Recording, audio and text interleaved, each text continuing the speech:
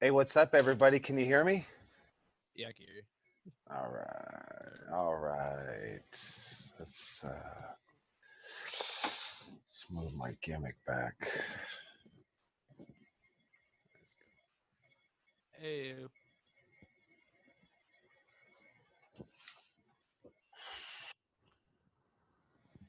how's it going, Joey? Good. How are you, brother? Oh, good. All right.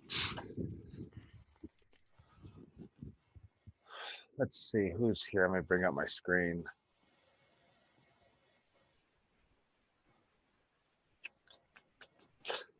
How you doing, Ruby? What does that mean? Mind blown? No, I'm completely frazzled. It was I'm actually working, so I Okay. literally just ran in the door a little bit ago, and I tried to sell myself, and I work with children, so So now you're zen. Let's zen getting it there, up, right? Yeah. getting there. Isaac, are you zen? Yeah, just stepped out the shower, a little Okay. more calm. Had Okay. coffee earlier. Good. Alyssa, you zen? I'm groovy, baby. Cool. Awesome. Awesome. Steve Luna, how are you feeling today? I'm pretty good. Got to do some work and been hanging out with my wife. Good. Art supplies? Art supplies? Yeah, I bought her art supplies. Oh, good. Some crafts, huh? Quarantine life, I guess. Hyde, how are you, brother? I'm doing all right, man. How about you? Good. Wait, what are you doing over there? Rolling a joint? Fuck no. It looked like it. No, no. I'll put my phone. All right. Yola, how are you? Joey, I'm good. I'm good. I'm living. I just had lunch at the park. It was Oh, nice. good. They opened the Yeah. parks again, right? So Yeah. social distancing, obviously. Yeah, obviously Yeah. mask and Yeah, 6 I feet. know. Yeah, I weird. know. I guess we're in the long haul on this thing, so we'll see what happens, I guess, with the whole COVID. Let's see. Referee John Nelson, how are you? I should have unmuted you. I'm doing well. I'm at the office right now too, but excited All for right. class. Good. Awesome. I appreciate you being here. Good. I think we're gonna call on you today. Perfect. Let's see here. Insane Dane, how are you today? Yay, what's up? I'm okay. Getting tired of people dying, but I'm okay. I feel you. Yeah. Yeah. Unfortunately, that's part of life. That's how I look at it. So we'll talk a little bit more about that. Jay Douglas, how are you? I'm good, man. How are you? Good, good. Hanging in there best I can. So you've been staying in shape? You've been working out? Yeah, pretty regularly. Okay. Stay sane. I'm actually up in Mammoth right now. I'm helping some friends do some work on like their cabins, so I just get to spend time on the So road. It's good. is there any snow? There's no snow over there right now, right? It's fucking cold. It's cold. Jeez, I that's what I was thinking, because Mammoth seems like, I don't know, Yeah. Empire Strikes Back. What do they call it? That city? I don't know. Naboo? No, Yeah, who said that? me. But it was Tatooine. I don't remember. No, maybe it's not Tatooine. It's It's where the Naboo? Off. No? it's Hoth. Yes. There Hoth. you go. Hoth. Was that who had the answer there? That'd be me. Yeah, that's how I always imagine Mammoth, though. It's like Hoth. Birdman, how are you? Doing good, man. Doing good. About to start a 4-day weekend. So, Yeah, all right. Hey, how's the Yeah. elbow? dude, elbows dope. Are you so you're doing push-ups? Are I'm you doing. Oh yeah, I'm doing full push-ups. weights and stuff, or not yet? I was before quarantine Okay. started. I don't have a weight set at home. I'm doing all like WXW style body weight stuff. So it's Well, push-ups, it's burpees, it's fucking inverted push-ups, it's headstands, it's all that shit. But it's holding up fine, and I haven't, like occasionally I'll notice it twinging a bit, but overall it's good, man. Yeah, that's good. Maybe that's a call in. Maybe not do the weights and get all the the body weight's done. You know, I think Yeah. that's going to help you out tremendously. So Yeah, it's been really good. yeah, because so. I remember, I think who was it, Gabriel passing around the video. It was pretty gnarly. Yeah, that shit sucked. That was Yeah, awful. that's definitely got to go in your highlight reel. You know what I'm saying? Oh yeah, no, it's there for sure. But I definitely enjoy having mobility back because that was awful. Good. But yeah, no, I'm back to pretty much full strength and working my ass off. So Awesome. All right, Christian Ortiz, how are you?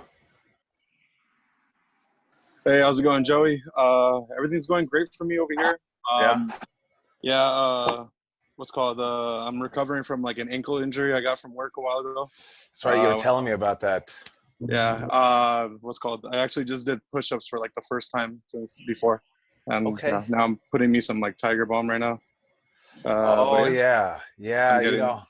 I'm getting better right now. Robbie would use a lot of stuff. I would just kind of guess use nothing, I guess, because to me it would always be expensive. Use nothing? So, yeah, I wouldn't buy nothing. You know, Robbie would have everything. You need something, Robbie would have it locked in. Am I right, Rob, or what? Yeah. Good to see you, Rob. Good to see you guys. Good to see everybody. Let's see here. We still got people Yeah, man. joining I in. had to have whatever I needed to keep going. Let's see. Max Moses, how are you? Sir, I'm good. Good. What up, Max? How are you? Working out, brother? Always, man. I showed you. I got my setup over here. Oh, you didn't show us. Well, maybe I didn't see the video, but yeah, no, I see it now. Yeah, you got to hit those weights, right? My buddy Rick Trayson, he still trains guys out here. He trained Rusev before he went to Knox Pro. Him and Fern did, and Rick Trayson used to show me pictures of him with coffee cans and cement. You know, back in the day, we're talking like, I don't know, probably the 60s. He always shows pictures of him and who's that bodybuilder, Rob? That Franco guy and Arnold Schwarzenegger and any big time bodybuilder in the, I don't know, 70s. Yeah, Rick Trayson. Rick Trayson was actually in the days when Lou Ferrigno played the Hulk. Rick Trayson. So you had Bannister, right? Am I right? Bannister, is that the right guy? And then he turned into Lou Ferrigno, right? But they actually had a middle guy that was the Hulk, and the middle guy was actually Rick Trayson. So when they did that morphing, they morphed from the regular guy to Rick Trayson to Lou Ferrigno. So, yeah, so that's just a little bit about Rick Trayson. He's a good guy. He's still training out in the valley. He's been around for years. He'll show you his fingers. He's probably got 9 or 8 fingers. But yeah, so yeah, I went on a rant about the weights, Max. So good to see you though, brother. Good to see you too. Good to see you. Will Myers, can you hear me, brother? Yes, sir. Oh, good to see. How are you, man? Doing well. Finished Good. up with my first semester back at school. And just continuing to work out and continuing to read. I got a copy of Fall Guys, so I'm going through that right now. Okay, I seen that actually. I wanted to take a look at that one. Let me know how that is. Roger that. Good. All right, Dom, how are you, man? You look like you're always eating a bowl of oatmeal or something. Getting bones now, moving on my muscle. Just cardio and. Well, you can do push-ups, right? Yeah. Come on, man. You can go to the where you press the button to walk, on the street, and you could definitely do some pull-ups on that one right there, man. I always used to do them. I mean, you're what, 170? Should be no problem, brother. You're not gonna pull it down, You get Ray Romero. Ray Romero probably pull that thing down like he's Shaq. So, hey, upside down push-ups. I mean, you can work your shoulders with some. I mean, you should just watch that Shawn Michaels vignette from WrestleMania when he wrestled Bret Hart, and he was being trained by Jose Lothario, and he was doing a lot of I think he did a bench press, but hey, coffee cans, brother. Come on. Yeah, hey, make it happen. Make it happen. Make a makeshift kettlebell of some sort, Yeah. Oh, I didn't think about that. Yeah. Yeah, good. Good to talk to you, brother. Ray Romero Jr., how are you, man? Trying to get you off mute. Oh, there you go. How are you, brother? Doing good. You know?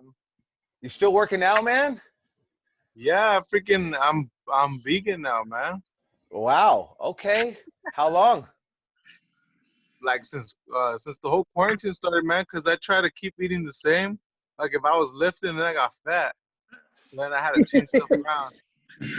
So you're vegan, okay? I seen Yeah, I Yola. was like, Yola gave you I was like, the two. I was like, what's going on? fingers. You know, I'm eating the same.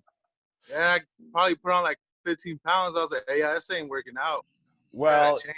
yeah, I mean, obviously the old saying is you can't outwork a bad diet, right? Like just the way you'll never have abs if you have a shitty diet. You know, you can do all the abs in the world.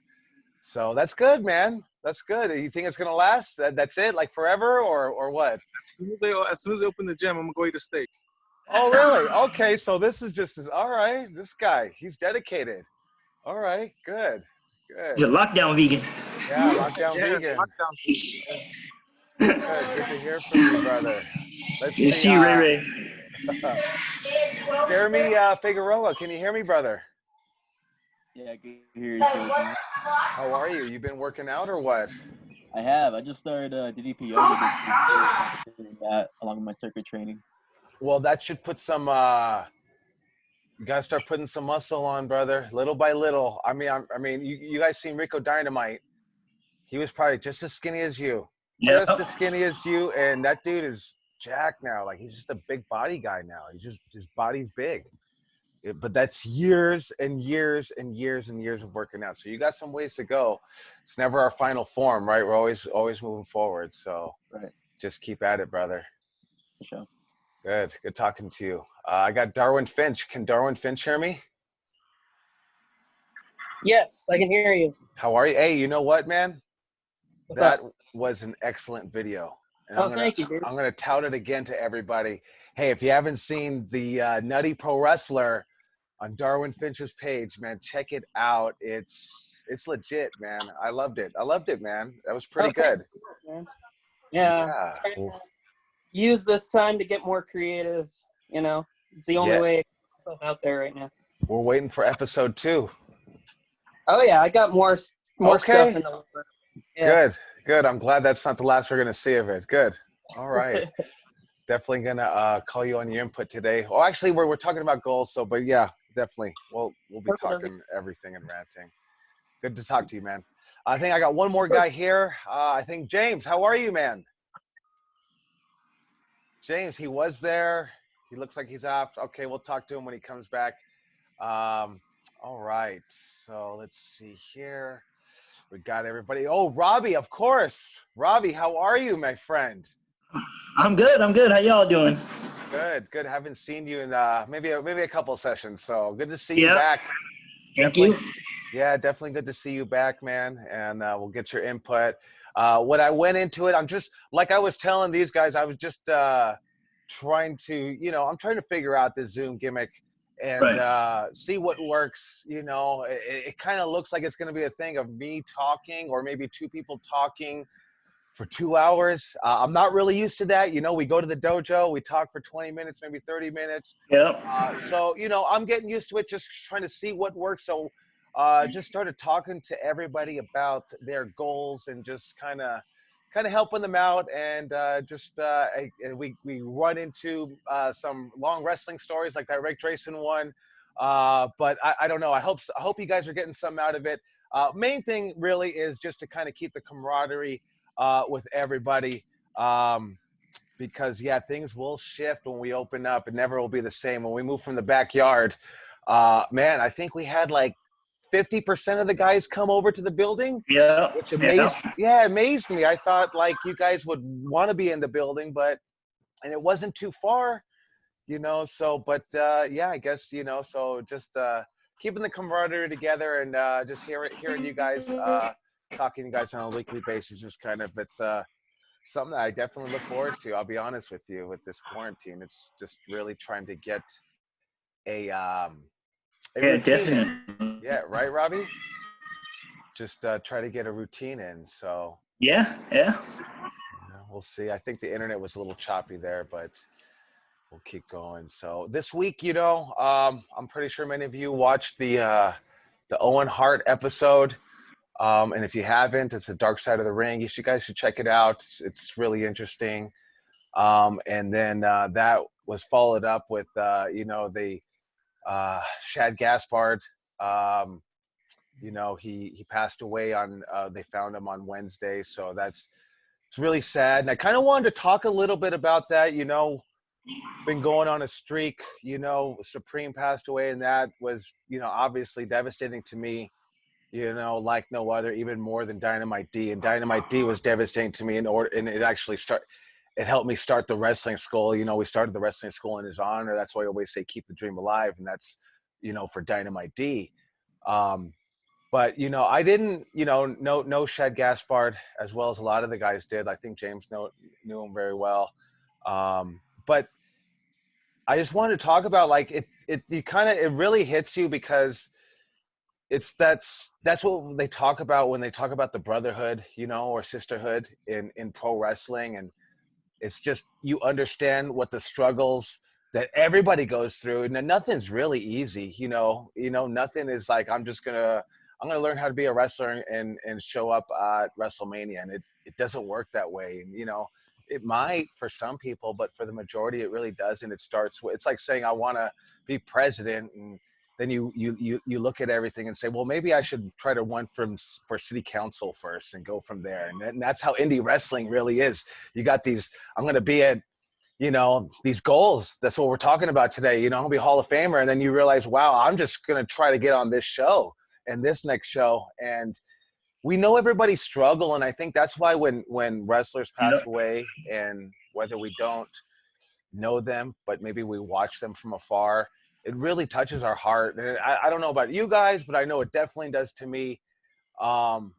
It's, obviously it's extremely sad, but it just really touches, just my heart. Because I think we're all in this brotherhood together, and, we know the struggles of everything, and we know how tough it is. And, I just kind of wanted to touch on that.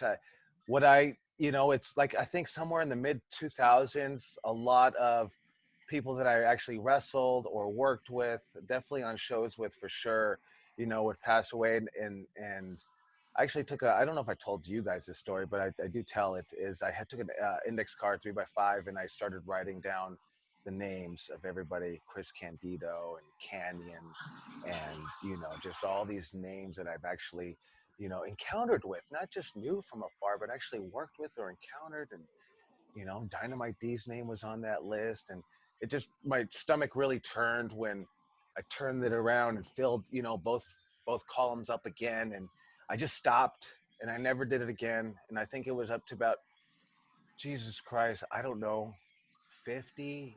It might have been 50. Maybe it was 3 columns. I don't know. It was 50 guys. And it's just devastating, because it's like each one of them touched my heart in one way or another, whether, we're struggling to come up and someone gives you just advice and you're just like, man, thank you so much for just, just thinking about me, to just talk to me, and I heard a lot of stories about that with Shad Gaspard. And, and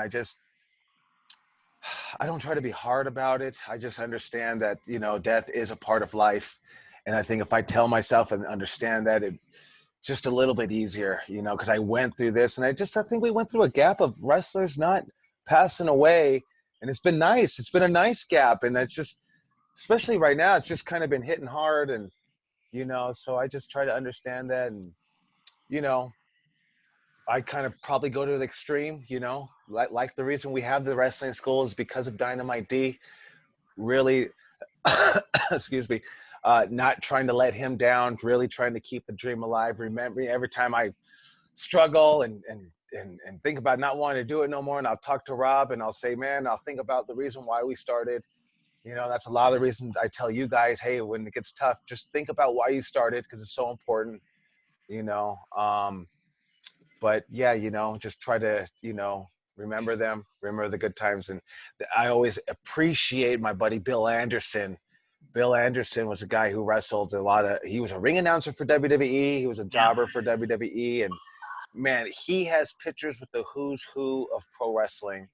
And I always tell him, I said, like, I always had this thing embedded in my head. They always told me, if you're a mark, you know, they're going to kick you out of the business. And I was 15 years old at the time, so I never took pictures with anybody. And I regret that so much. And it's still like today, like it's hard for me to go and take a picture with people. Even in this day and age where we put our cell phones up and take pictures, I just go out there and take pictures with everybody. Don't worry about looking like a mark. Take pictures with take pictures with your friends, man. You're gonna appreciate those pictures. You know, when the time comes, you're definitely gonna appreciate them. And fuck, dude, they're gonna mean so much to you. You know, just a little bit about that. I'm not an expert. I go through it just like everybody else. You know, so we just try to keep their memory alive, keep the dream alive. So, you know, and remembering those pictures. So I just wanted to kind of base off that and talk about that a little bit. Because I know a lot of people also feel that way about Owen Hart, and maybe they never met him. You know, we feel that I've seen so many people say it's so hard to watch that episode, and it definitely was, you know. And so that's the brotherhood that we have in pro wrestling. So if you're asking what is that, that's that camaraderie that is just built so strong in pro wrestling. So just wanted to touch on that a little bit. And then I guess we'll go ahead and go from there. What we were working on and talking about. Oh, you know, one thing I actually wanted to cover. Before I forget, I've been, you know, Owen Hart. I've been watching. I watched 3 matches: Hart versus Hart, Brett versus Owen, Raw, November '96. I'll put them in the chat so you guys have it. Raw, No Holds Barred, March '95, and then obviously WrestleMania 10, March '94. Just there was some incredible work in there in those Bret Hart versus Owen Hart matches. You know, yeah, well, maybe we'll talk a little bit about them next week when you guys all watch them. But there was some great face heat. There was a lot of excellent, and a lot of it was basic, you know, but it was clean. WrestleMania 10 was a showcase of Owen Hart. You know, I mean, Brett maybe got a Russian leg sweeping at best, but that definitely was his night. I totally hated, this is just the mark in me, I totally hated how Brett loses to Owen, and then he goes, and then I think he fights Yokozuna and beats Yokozuna at the end of the night, kind of like just nullifying Owen's win really a little bit, you know. I think they went a little storyline regarding that, but otherwise it was, I just really thought they shit on Owen Hart's win at WrestleMania 10, even though Brett lost. Right, Robbie? What did you think? Yeah.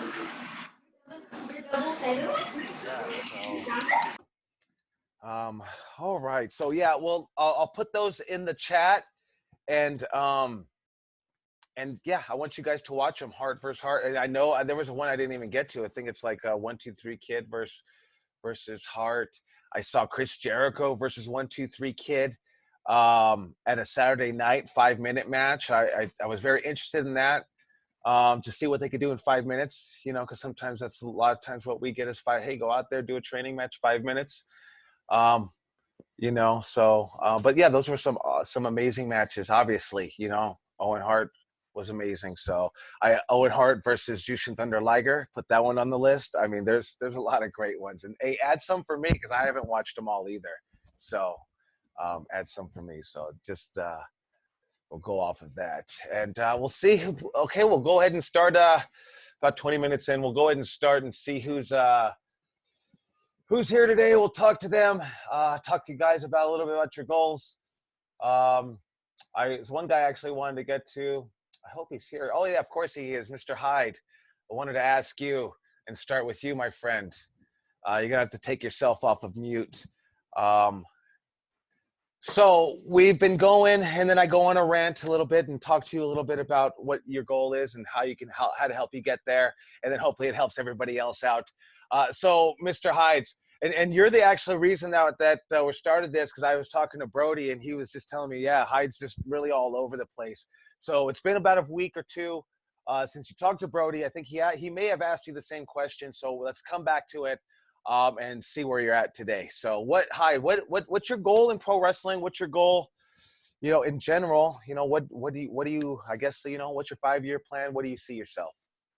Well, I definitely want to be progressing in my wrestling and wrestling stories and not degressing. Working on my confidence to get better. Eventually, just moving up the ladder, working maybe like a PWG. PWG is a good goal. I tell the guys, you have to apply yourself and submit your stuff.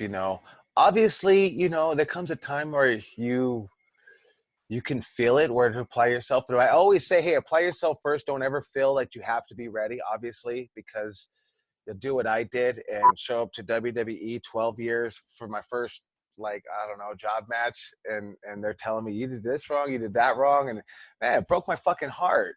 So, I always like to say, hey, go apply early. Hey, let Super Dragon leave your shit on red. Obviously, to get to PWG, you have to, I don't know if everybody knows this, but I know that you have to start making noise outside of PWG. You can't just go there. You have to, start, getting articles written about you, maybe make a name for yourself, making some noise at another show. It doesn't even have to be a bigger show. If you can put a show on the map, obviously that's going to help you out tremendously. That's, going to somewhere like PWG.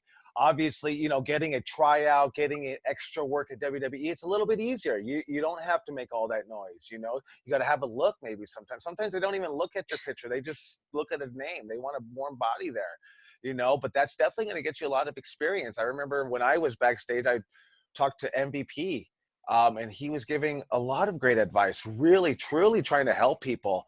Not just what I remember coming up on the indies in SoCal was just guys pretending they're trying to help you and then not really helping you, really trying to hold you down.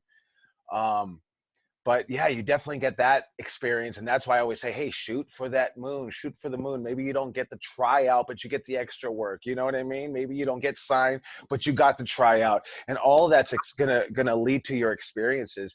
I'm pretty sure when you're speaking to your friends, you have a lot more confidence, right? Yeah. Yeah, you need to just and I didn't always have any confidence. I actually was very introverted, didn't have any confidence, didn't want to talk to anybody, could never go on stage and talk to nothing.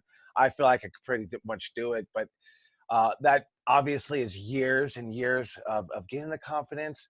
But just start communicating a lot more, really out loud. Like get on these Zooms with your friends and start communicating. Maybe get on a Zoom with Robbie or even me, one-on-one, Ruby, Dom, ask them questions, ask them for 5 minutes of their time, man. And, it's like sitting in the car with these guys. Really, right, we talked about treating this like an injury, and it's really, gaining the knowledge. So, if you want to go to those shows, like, those are really, great shows to try to really get on, got to start making noise somewhere else.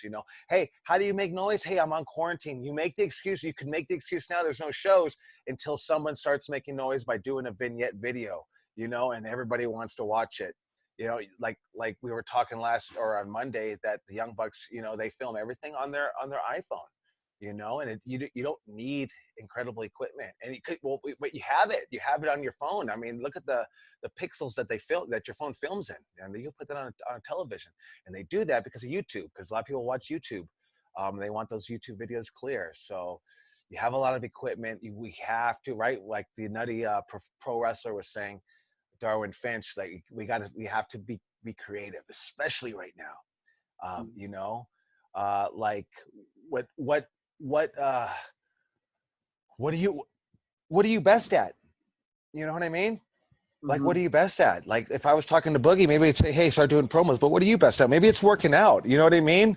Maybe you know how to get abs. Maybe there's a lot of people struggling how to get abs. Maybe you could start something, getting some kind of YouTube video going where people will start asking you questions, and you're not putting on a show. You're not doing an act, or you're not being a pro wrestler, but it's going to help you with that confidence.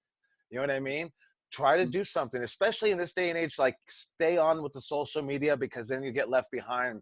I remember guys that wouldn't use email when email started. It was like got left behind. You know, you got it. So just stay ahead of the game with all this social media that's going on, right? I mean, I should have probably been doing Zoom a lot earlier, but hey, you know, as long as you start now, you know, just get it going. So, but yeah, so if you want to get on those shows, you know what you got to do. You know, obviously, hey, get a look, get your promos down, characters, right?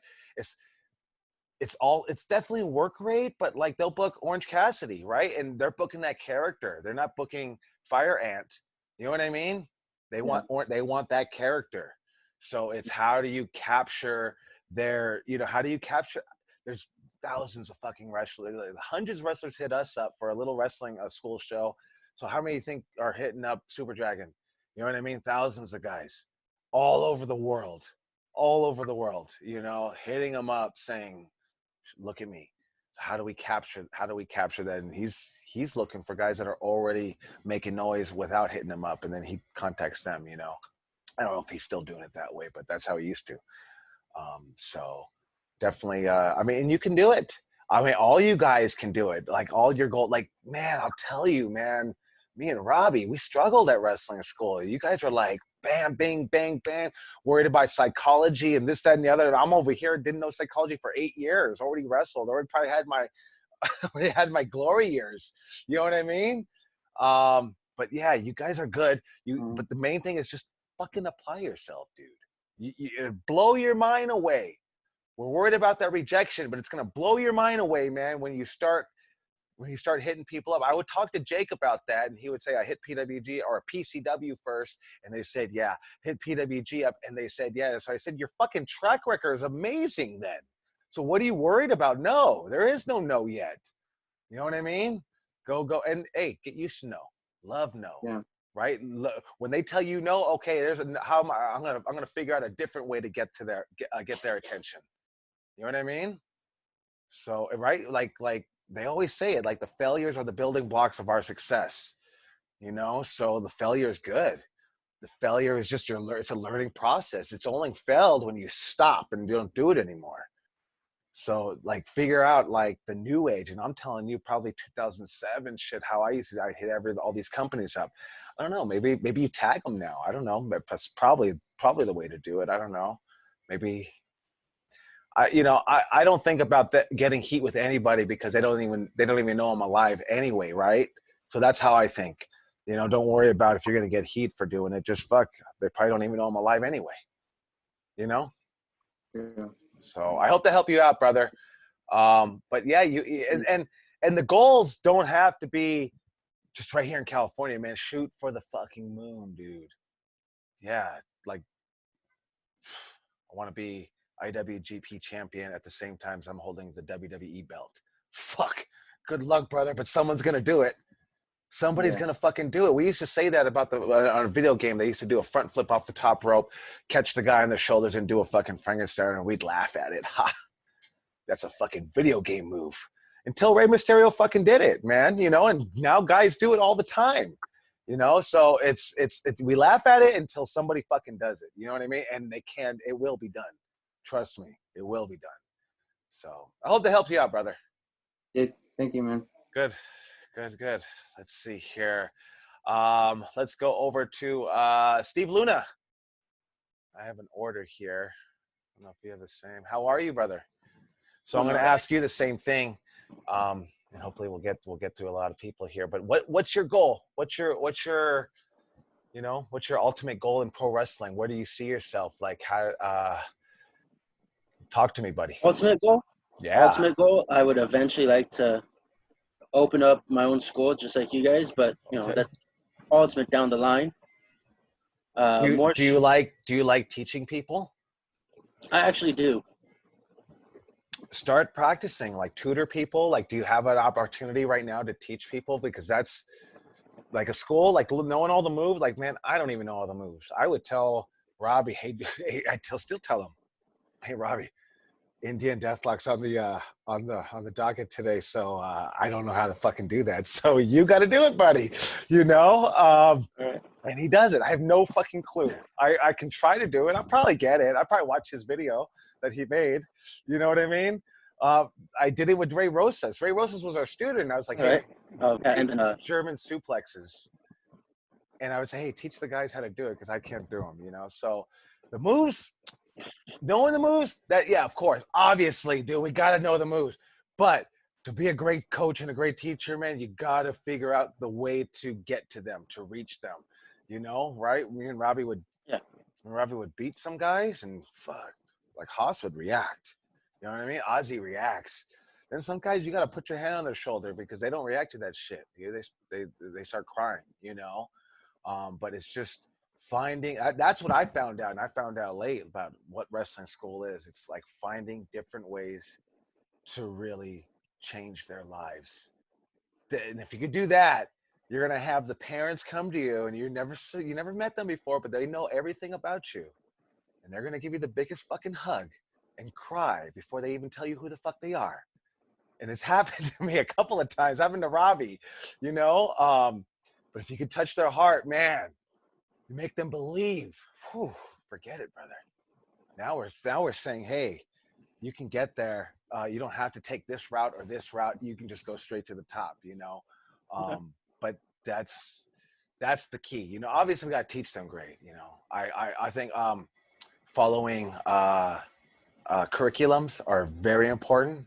I don't know if many schools still follow curriculums, or I don't think they do. They should. It makes my job and Robbie's job a lot easier, you know, and I think that's probably the key and you gotta love it, man. And I think I don't know if you were here, if you're gonna be a trainer, man, like you gotta be okay with saying I'm giving up, if not all of my wrestling career, most of my wrestling career, you know. Because it's tough and it's rough. It's because it's like you know, it's like those pictures you see. The dad's got pieces of him gone because he gives everything to his kids. It's true. You know what I mean? Like, and if you do that, that's just gonna help you get successful. So that was my little rant about that. What was your other goals, brother? Well, I mean, more short term, I would like to have a debut match. Obviously. Yeah. Yeah. You came to training, and then you came back. Am I right? Yes. So how much did you get through the first time? I think I got to the advanced. Okay. And then when you came back, you started right from scratch again, right? I started right from scratch just because I knew my cardio wasn't there. Cardio. Well, cardio, you can get up, but you can get up. I always tell Rob, you got to speak on this too, man. I always tell the guys, like, why do they always want to come back to the beginning? You know, I really believe, and maybe I'm wrong. I don't know, Rob. You tell me. Like, it's like pro wrestling is like riding a bike. Yeah, you're fucking rusty when you first get on it. You're a little wobbly, but then once you go, man, you start going. Right, Rob? Why do people want to start? Do you feel me? It still baffles me every time I see that student we've had before. They come in, and they start right from scratch, and it's like, bro, you went through all this. Like, you went through the beginner stuff. Why are we doing this again? We should be getting you ready, get you where you were. But yeah, I think what I've seen it is as like Steve said, your cardio is gone, was really bad. So I think knowing your cardio was bad messes with your confidence. And I think it's more of the confidence than it is the cardio, because like Joey said, man, you can get your cardio up in no time. And you doing the beginning class, obviously you started getting your cardio up. But yeah, I always think it's just that confidence thing of, man, I missed too much. I didn't really keep myself up. I don't know if I can hang with these guys who are where I'm kind of supposed to be, you know? So yeah. That's part of it. Yeah, and that goes with everything, man. If, you go to a job and you get let go and then they hire you back, after a while, you're kind of like, do I remember how to do this? Do I want to do this? Should I just took that other job and started over again? You started new, you know what I mean? It's that confidence.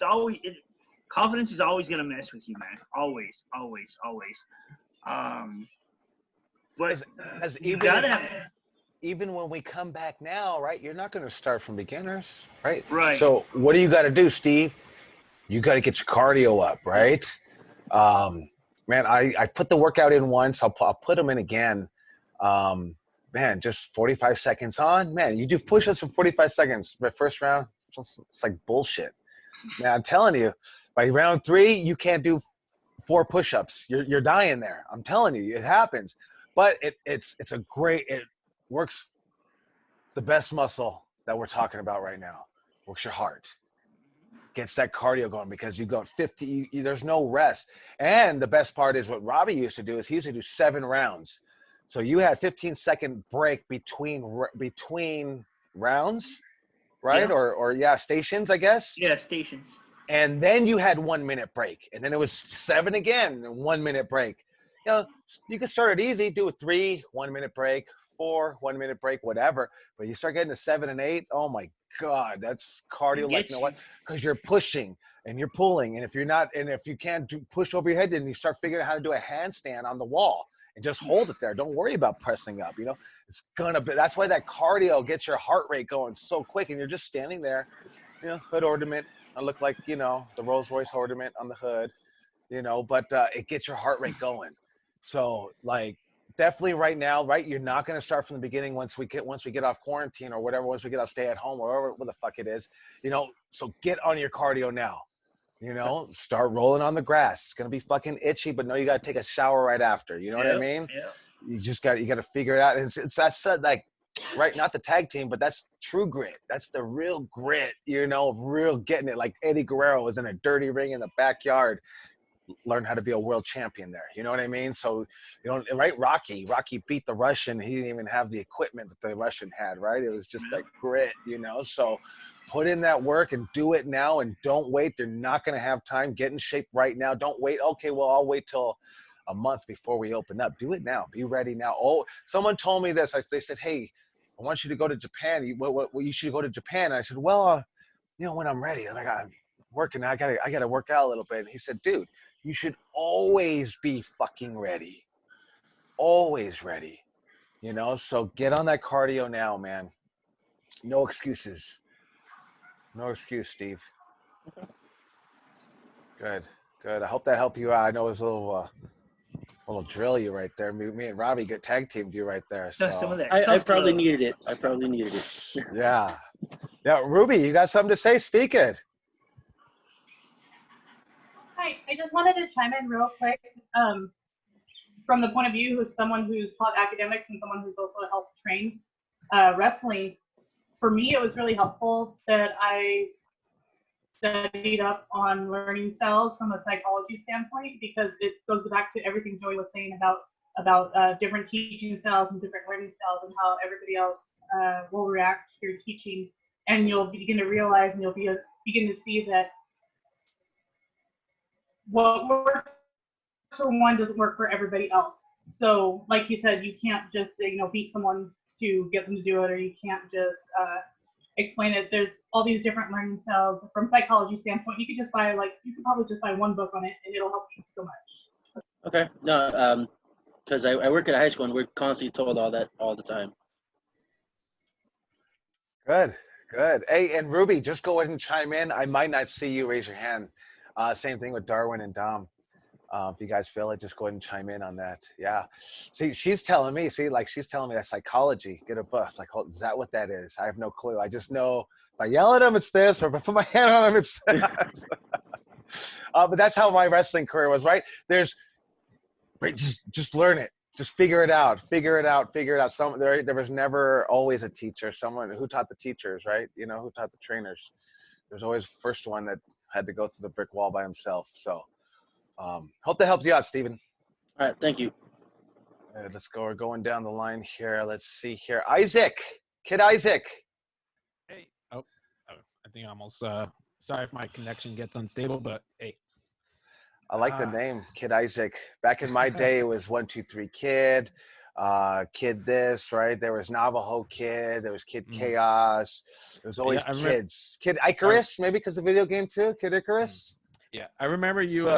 You just said it randomly when we were driving in the U-Haul, and I was like, I don't know about that name. Young Buck said that too. Who are the Young Bucks? That's you guys. Yeah. Hey, but sometimes it sticks, right? You know. Kid Isaac, I like it. I know Brian Kendrick refers to you as Kid Isaac. Yeah, he Yeah, doesn't. yeah. Yeah, he doesn't say Isaac. He says Kid Isaac. So, but yes, Mr. Kid Isaac. You know, I would. We're gonna ask you. I We're would. gonna ask you one day the same thing they asked me. When are you gonna be Man Isaac? That's what they said. When are you gonna be Man Chaos? You're Kid Chaos. When are you gonna be Man Chaos? You know, that is like down the line one of the goals. See where, because I don't know exactly what Man Isaac is, but I want to see. I'm curious to know, and that's what I was gonna like hoping this year. It was like 2020 was gonna be my year.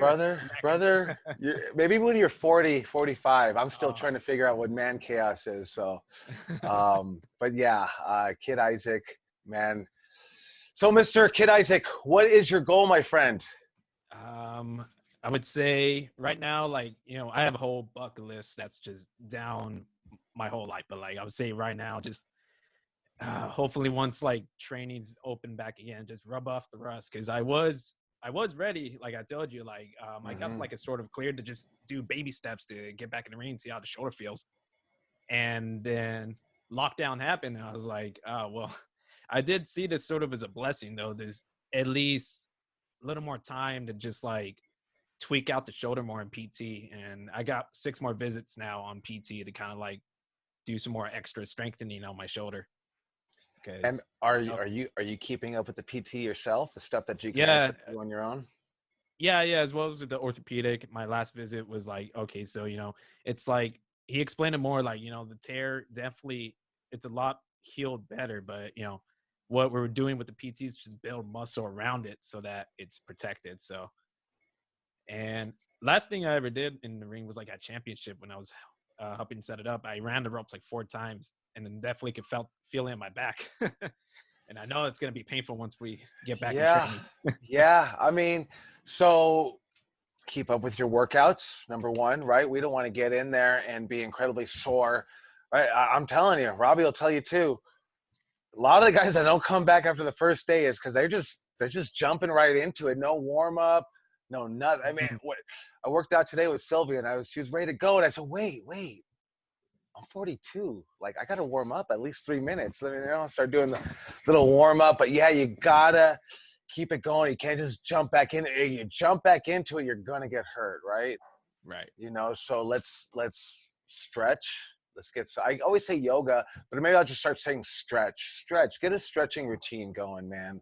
3 times a week, 20 minutes a day, a stretching routine. It's going to help you out. It's, it's going to help you from getting more injuries, so, and then also keep with your push-ups, like, all the core body weight workouts that you can do, and sometimes there is no excuse, get a water jug and start lifting it, start doing something, and really start working on the cardio. How do we do? Okay, maybe you don't want to do the circuit training, do wind sprints. Go to the beach and do wind sprints. That is probably going to hurt a lot. I remember we moved a ring, right, Robbie? You remember that? We moved a ring from the street all the way to the front of the beach, and it was hell. That was brutal. It was brutal. It was probably the worst ring rental I've ever been on in my life. Yes. The worst was sand. So yeah, so if you don't want to get with that, get on the sand and try to sprint on the sand, right? Rocky did it, man. Rocky, right? Just watch Rocky again, and your guys are chasing the chicken. You guys will be chasing the chicken, So, but really, it works, man. It's real deal stuff. So wind sprints are going to help you out, right? 40 yards, boom, walk back. Because that's what we do in wrestling. It's never just a whole full-on sprint. It's never like a full-on mile run. It's quick burst, do a 20-yard sprint, and then stop and walk, maybe stop and do some drop downs, some up downs, stop and do some jumping jacks, stop and flex your muscles, flex your muscles, right? Because you're in a chin lock and what are we doing? We're flexing. You won't realize when you're tired how tiring just putting a fucking chin lock is. You think, fuck, they tell me that's supposed to be a fucking rest hold. No, man. It is. If you're in shape, it is, right? Yeah. So, but yeah, so you can also do the wind sprints. So very, very important, guys. Test yourself. You could do drop downs in your living room as long as you do it in push-up position so you don't slam yourself. That's probably even better for your entire body, right, Rob? Yeah. So, but yeah, stay on those workouts and be ready. Be ready. Always be ready, right? They told me go to Japan. Hey, always be ready. There is no right. homeboy doesn't get hyped, he stays hyped. Yeah. Yeah. So, but yeah, stay ready, man. Yeah, like I want to start seeing your muscles start come in on video. Abs. Yeah, you don't know how to get abs, man. Who we talking to? We talking to Jose or Hyde? You got abs? You got abs right now? Still got it. Yeah, Max Moses probably got some abs, and he's jacked. Yeah. He's like a little bit. Hey, to me, you got some abs, brother. I got, yeah. He's like, I don't know about right now. No, you got abs. But yeah, so be ready for that, and so feed your mind, right? Wrestling, right? We got those Owen Hart matches. Oh my God, just get on the Owen Hart kick, and try. It's gonna be like a YouTube rabbit hole, man. You'll find somebody else to start watching, man. Amazing. Find the guys, find some Calgary Owen Hart stuff, right? Don't watch the obvious. Find some of that deep down stuff, and you're gonna find some gems in there. Gems that no one's doing. I honestly just saw him do a move that was. It was like, man, why is no one doing that? Because no one's watching it. You're gonna start doing it now, but you got to write it down. You're gonna watch it now and think it's the best move in the world, and because I won't forget it, but you will. So write it down. Say this is that Owen Hart move, and so you can put it down where you can reference it too, because you might write it down and forget the fuck it is too. So, yeah. Right. All right. I hope that helped you out, Mr. Kid Isaac. All right. Thank you. No, I did. Welcome, thank you so much. Down on my line is going to be Yola. How are you, Yola? I am well, as I said before. So what's your goal? My goal. Ultimate goal. See, if I get too mixed up in the details, I've noticed like I get real too focused. So my big picture dreams are like I want to do TV wrestling, and I somehow, and I don't know how this is ever going to happen, but it's like I'm planting the seeds and thinking of ways of collaborating like the music industry with wrestling and food, because they kind of already do that, but not in a way that showcases wrestling and makes it really, really cool. And so I just have these big dreams about wrestling. Yeah. Well, first of all, I don't know. Well, maybe you can. Maybe you can't be too focused. I can understand. Yeah. I definitely understand what you're saying. I know. Yeah. So you're not even getting anything done. I get it. Yeah.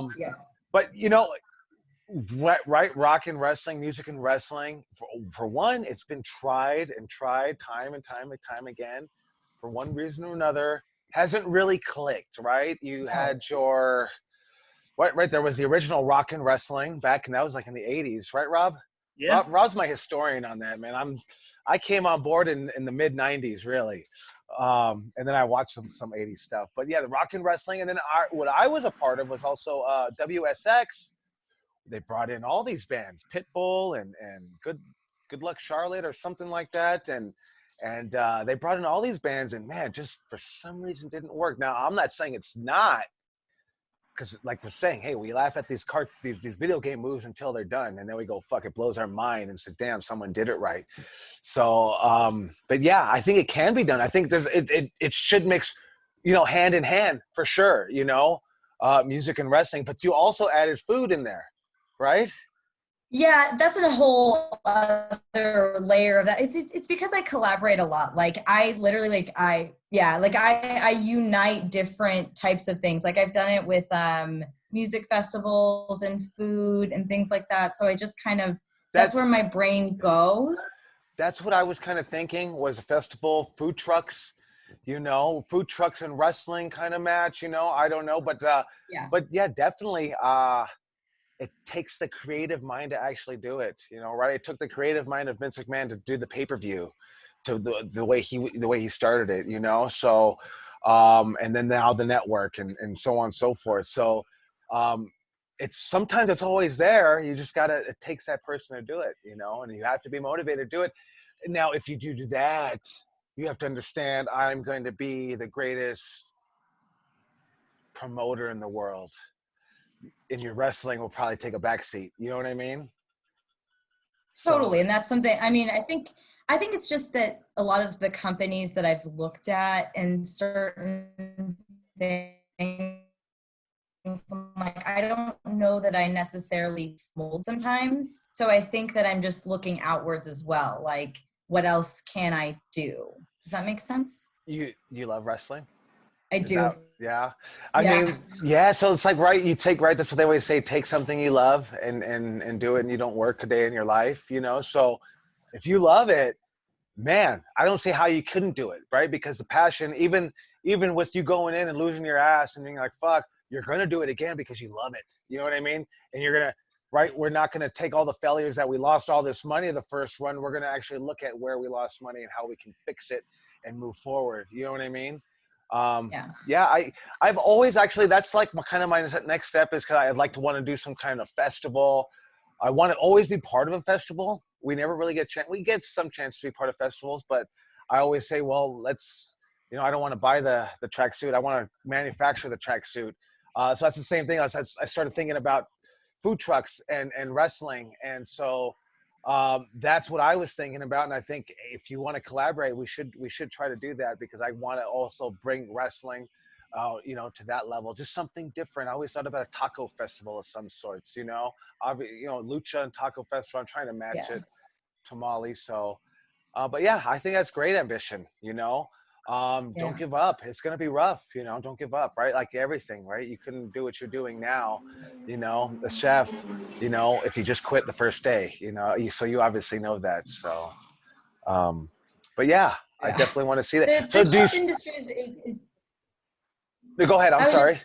I was just saying the chef industry is very like tough. It's the same kind of thing where it's a lot of like, it's kind of male driven and a lot of like beating down a lot of things. And so I'm like, there's a lot of like similarities. And like Grill 'Em All, for instance, is, you know, they do all the like wrestling.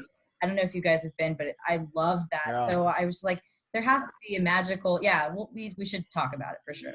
Yeah, I think that would be great. You know, we definitely try to get. So what about your wrestling? You still want to train? You still want to be a wrestler or advocate? What are you looking at doing? Oh yeah, that's like, yeah, for sure. I get stoked. Like that's what I kind of both. Like I'm happy to do both. Like I think that sometimes I don't have the confidence to do everything, but I think that it's just a matter of time. You know, it's like I can start valeting and then I can start doing this, because the more I get in the ring, as I was like, just before we stopped, like I got injured, but I was like, I felt like I was doing things. I was like, okay, I'm getting it. And now as I'm like watching wrestling and stuff, I'm like, okay, I'm understanding why this is happening, and I'm analyzing in such a different way. And it's just making more sense to me than when I was like in class sometimes, and I'd just be like, Robbie knows. just that's stopping and just like, okay. That's definitely where, you know, that it just clicks. You know what I mean? It's so important, you know. So, and that's why we always say, like, I've learned coming back from an injury like this one, right? We can't wrestle, is, man, you get so much better because your mind works differently. It's not about a spot or the move or thinking, what should I do? You already know what to do, you know? So just you were injured, weren't you? Yeah, my hand, like my thumb, it's so weird now because it just doesn't even go where it's supposed to. Like this one's on here, this one just like goes behind. It's so strange. So it's fine now. Okay, so you're able to do push-ups, work out. Did you grab I'm crushing it. I'm okay. Yeah. Good. Keep that cardio up. Keep that cardio up. It's so important. So good. All right. Everyone's healed. I think even Lucas went on an injury and now I think he's actually still going through some therapy maybe. So, but good to talk to you. I hope that helped you out a little bit, Yola. And then, let's reach out and we'll collaborate. I know I want to collaborate with Darwin about some zombie movie that we're going to try to make. So we'll definitely get that. Actually, as a matter of fact, is Darwin still here with us? Mr. Finch? Maybe not. Yeah, I'm here. Sorry, my computer's lagging a little bit too. Mr. Finch. Well, talking about you, looking about your video. So it's 2020 now. The world's changed. What's your goal now in wrestling? What's it looking like? So I've been thinking about this obviously, as kind of a short term, midterm and then long term. So the short term, what I want to do during this downtime, my kids aren't here right now, so I'm trying to use also that extra time wisely for both creative purposes and to just get myself in the best shape possible. So I've been really, amplifying my workouts, and, I'm coming up with ideas, filming stuff at least once a week, so that's the short term. Midterm, like you were saying, some folks have goals of getting onto, certain bigger stages, and that's cool. Mine would be more to, just continue with the two spots that I'm at the most, with the Up All Night and Wrestling Pro Wrestling, and just helping both of those shows continue to grow. And then long term, eventually, this body wasn't really made for pro wrestling in the first place. Kind of pushing against it there. But so eventually I know that's gonna quit out on me. So I eventually either want to I want to push it as far as it'll go, but I'm thinking down the road I would like to transition to either commentary or continue with the creative aspect, and like write skits and storylines and things of that nature. How old are you, Darwin? Did you hear me? I'm turning 35 on Monday. 35. Okay. 30, big 3-5. Man, you're a baby. Yeah, that's what I was just gonna say, Rob. He's young. Damn it, you a baby. Yeah. I lived hard though, man. I wish I was 35. See Shit. Rob do that springboard, Rana, and Robbie's like 45, man. How old are you, Rob? 43. 43. Hey, you gotta juice up the age a little bit, Yeah. Well, yeah. Yeah, I'm actually 43, but wrestling, I'm probably like 52. Right. You're probably a lot older, right? How old are you now? So I'm 40, right? So I'm 40. So 43? Yep, you're 43. I'm 41. Plus, okay, so you're 43 plus how many years have you been in this business? What, 19 now? 19? Okay, so 43 plus 19. This is Coach Kaos's crackhead math. So you're 62 years old is what your body's at right now. 62. Yeah. So my body is 62. Yep. If I'm 41 and 26, 67 body. But see, that's why I think now that's some crackhead shit, because I don't feel no 67. But I do see some great shape 67-year-olds, right? So Darwin, how old are you? 35. Yeah. How many years you been in this business? Yeah. 6? 5. 5? 6. Bullshit. That's yeah, right. because in Almost 2014. 6. We talked about this 2014 year, right? Yeah, November 2014. Motherfucker, you're still older. You're still younger than me. Yeah, you still owe us the Rookie of the Year, brother. Yeah. Yeah, but he still comes out to 41. But my body's made of paper mache, Robbie. You got to factor that in. My body's made of paper mache. Yeah, you're young, dude. 41 years old, dude. That's a youngster right there, brother. And you're only 6 on wrestling, so come on. I hope so. Unless you were doing some roller derby or something, or doing some Smash Mouth football, you got some years on you. Well, yeah, Darwin did get into some pitch when he was in his punk years, right? I did, yeah. Okay, all right. Yeah, you got, how many punk years? Yeah, see, I don't even factor in. Yeah, we got to factor in the punk years. Yeah.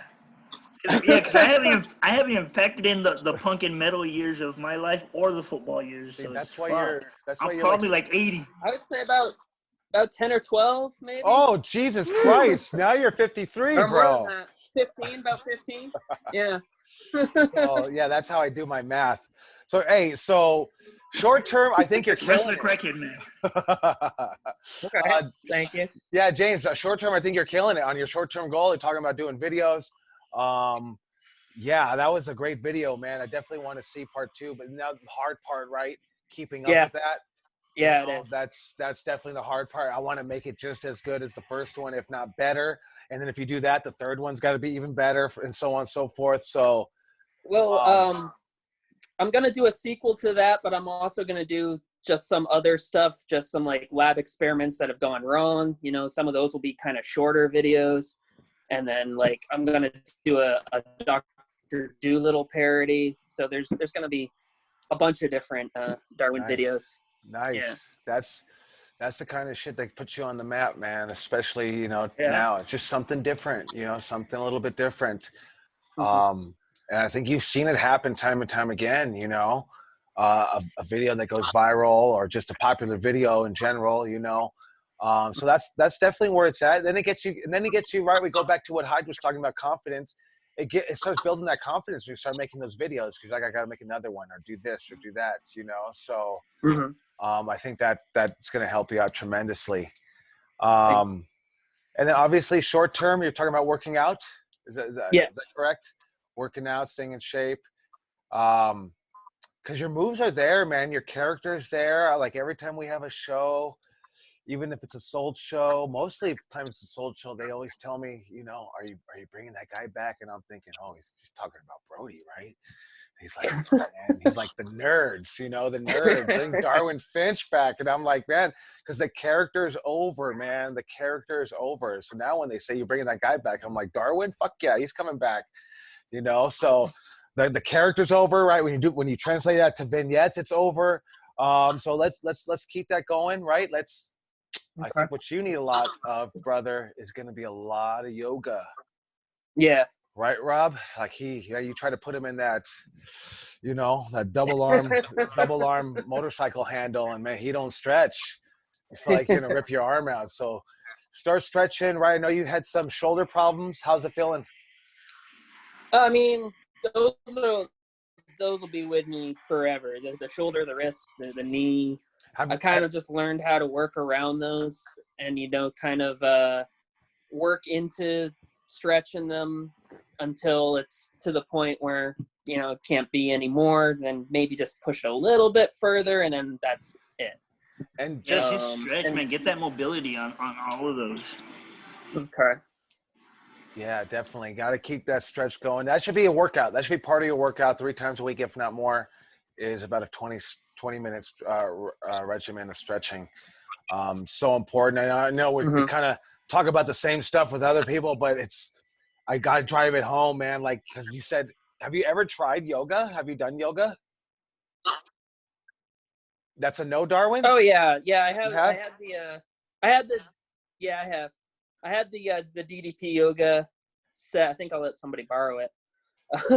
But I've been using a lot of that stuff with my stretches, and like you said, I'm stretching 20 minutes before each workout routine, but the thing is I forget to do it afterwards because I'm just like, I'm all sweaty, I want to go take a shower, and totally forget to do it after. Yeah. And I'm definitely feeling it when I wake up in the morning. So I need to fix that. Yeah, keep it warm. Do you ever find that yoga helps with your shoulder at all, or you feel like this is it? It's just gonna get more painful.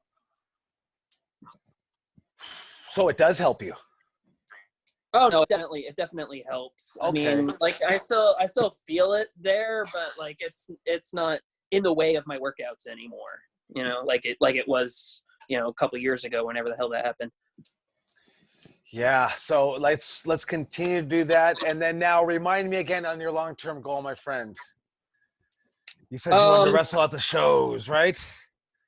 Yeah, I just wanted to help both with Up All Night and Wrestling Pro Wrestling, and just, you know, help continue those shows to grow. Yeah, that's what I think, right? I mean, let me ask you: you're having fun at Wrestling Pro Wrestling, right? Oh yeah. Yeah, right. Yeah, that's what makes it like, hey, I'm gonna get this championship match. I've seen it go from. No, I stopped for you, brother. We're kind of overlapping. Oh, sorry. I was just saying that, you know, I've seen it go from, you know, 5 fans, you know, when we ran out of the dojo to packing the Burbank Moose Lodge. So, you know, it's cool to be part of that, and I'd like to see if, you know, it could be pushed further than that.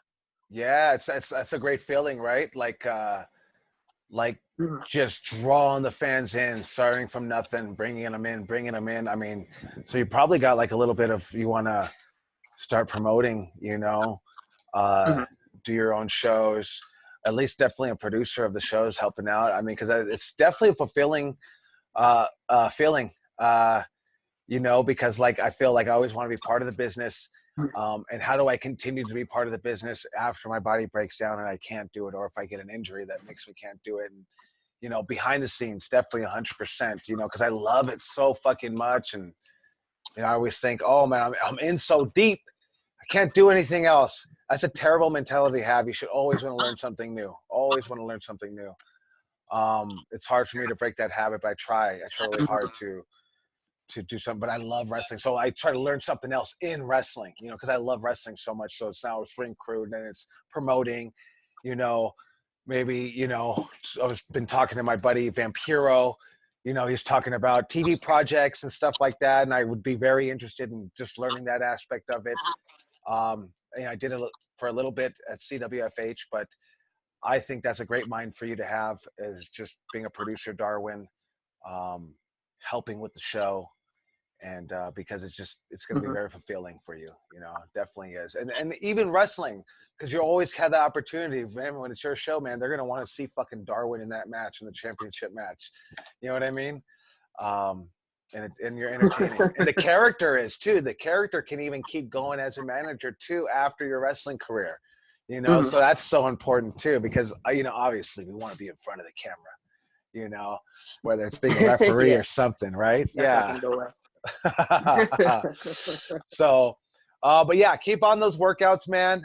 Let's stretch. Ruby's saying a yoga before bed is great. You know, she actually says there's a lot of apps for that. And hey, Ruby, just go ahead and chime in. You don't have to write it because I might miss it. I'm trying to figure out this Zoom thing, so I'm trying to use all of our tools. But yeah, get that yoga because I know you're always in pain. You're always in pain, Darwin. So get on it, brother. Okay. Awesome. Thank you. You're welcome. Next on my list right here is referee John Nelson. How are you? Hey, I'm doing well. Thank you. Good. Thank you for having me. So what's your goal? You know, so I really regret like not having to be able to talk to you really one-on-one. Like this is a first for me, to really getting to know you. But I definitely love to get to know everybody. It makes it easier for me to help you on your goal. You know, if I know who you are, you know, hey man, even if I know what TV shows you watch and shit like that, all that helps me. That's why I try to, I don't know, maybe we'll keep this format going a little bit, and keep talking to everybody, because I know we're not able to get through everybody. So, yeah, I'd like to get to know a little bit about you, and what's your goal, brother? So I was able to, for Christmas, I think it was last year or 2 years ago, I got my future wife now, a training session with Brody King, which is probably the most selfish Christmas present for I got it for her, but I was able to get in the ring. And I mean, I've loved wrestling since I was a kid. And when I got in the ring and left, I was like, I got to get back in there somehow. And I think I'd be a great ref. I've reffed 0 matches, but since the closure started, Jeremy and I have still maintained communication. We do weekly classes and watch film. And right now I'm just trying to learn. You know, I blank slate. I've watched wrestling my whole life, but I don't want to assume that I know anything. I've learned a lot from Jeremy.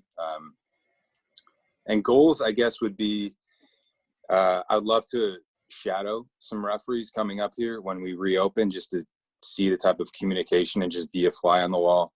By the end of the year, I would love to work an Up All Night show, but I don't know. I don't want to also step on feet, and I don't know what's realistic. But I would love to work an Up All Night before the end of the year. I'd love to work a show, Mania weekend, with if it's in somebody's backyard, I don't care, but I just want to work that weekend.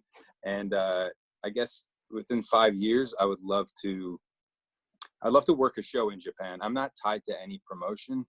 I want to be a very well-respected referee, not somebody who's fallen into being a referee. I want somebody who studied it, somebody who is taken serious, who's not like, fuck this guy, like we're gonna do whatever we want. You know, I don't want to overpower the match, but I want to be the best enhancement talent that I can be. You know, like sell a kick. I want to just learn everything basically. So I'm just listening on these conversations and trying to absorb. That's a great attitude to have, to want to learn everything. Going back to what I was talking about Darwin about, just when you're not reffing no more, or maybe Earl Hebner and who's it, Tommy Rich is already refereeing and there's no spots for you. What can you do? And if you know this business and know other things that to do, man, that's always a place to fit. I always go back to that Dennis Stamp in the movie Beyond the Mat. Like, I don't want to just be one of those guys just standing around hoping someone looks at me. I want to actually have something to do, a job to do, and that's a true fucking feeling, man. Sure. So that's a great attitude to have, and Jeremy, coming up is, man, quickly one of the best refs that I've seen. The way he studies it, the way he referees, he's a great mentor to have for you. We had a guy named Jason McCord, said he was a referee out here in SoCal and he wanted to do some refereeing, and so we advertised it a little bit, and I think we got Jeremy out of that, and I think we got one student, right, Rob? And man, and I think we kind of Jason McCord, showed him some stuff, and then we told him, hey, we didn't know what else to fucking tell him. We said, hey, you got to get in the ring, and learn wrestling, and throughout the years figuring out, hey, yeah, but he does need to get in the ring to understand it, because it's going to help you out, following the match, following the psychology, what comes next. You'll know what comes next. Some of these referees get so great and well respected that they call some spots for the guys, because they see some of the wrestlers are lost. I always remember a guy named, I think I told the guys in the advocates class this, a guy named Patrick Hernandez out here in Southern California. He did a lot of XPW and a lot of Southern California, a lot of PWG too. And he was always a great referee. I'd fuck up a spot and he'd come up to me and whisper, pretending he's checking on me, and say, that's all right, man. You'll get him back. You'll get him back. You'll get him back with the next move, just keep me positive. Because as soon as I start, not just me, but as soon as we start spinning down that spiral of everything's fucking up and let's just get the fuck out of here, let's go home on this match, but he would keep me positive and motivated and be like, we're going to get him. We'd hit something cool. And he'd come back and be like, man, that's amazing. I remember Rick Knox would do the same thing. Me and B-Boy would wrestling, and B-Boy slapped me so fucking hard I couldn't hear, but I could actually hear Rick Knox. He's in my face, and he says, whatever you're doing, keep doing it, because this is something special you guys got going on. And I'm like, huh? What did you say? I think I got it. But those little things just help the wrestler out so much. And never I have really heard anyone talk about it, until like Patrick would do it to me or some of these referees. But I think it's such a great skill to have, because you are part of the match. It is your match. When they fuck up, that's on you too. Not on you, but it's your match, man. We didn't get the 10 stars, So, hey, can we still bring them home fucking strong? So hey, encourage them, keep them going. That's okay. Let it go. That's what you tell me. That's okay. Let it go. Get them on the next one. All right, let's get them. It would pump me up, because I would think, oh, they all hate me in the back. I'm an asshole. I fucked up.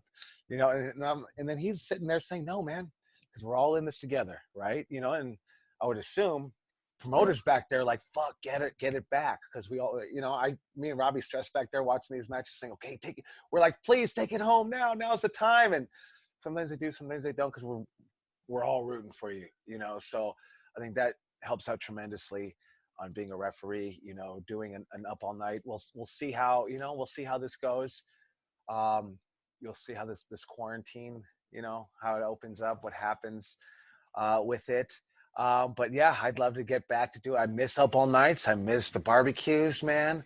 I miss everything about it. I think we were doing some great work. It was really helping us out, just kind of learn how to do lights and stuff like that. So that, yeah, definitely, hopefully we can get back going, as long as you do the course. And I don't see a reason why you wouldn't do it, because that's what Up All Night is for, is really giving the people, the students a chance before we put them on a regular show. So that's definitely, something. And, you know, hey, I'm right there with you on Japan, man. Like, I just want to wrestle in Japan still. So like, I always say I'm retired unless that comes up, you know.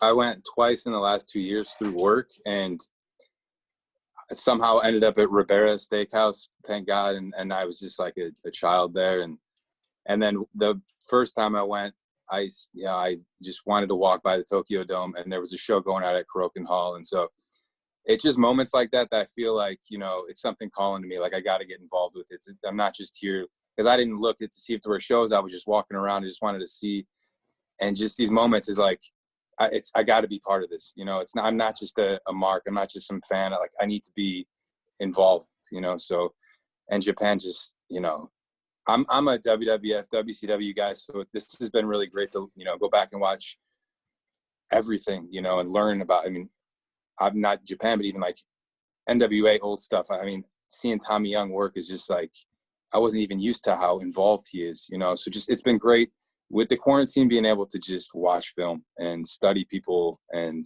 just learn. And like Vader matches in Japan are just, I mean, it's crazy. It's so cool. It's like a movie. And, but yeah, I mean, I just want to learn, and, you know, wherever I can help out.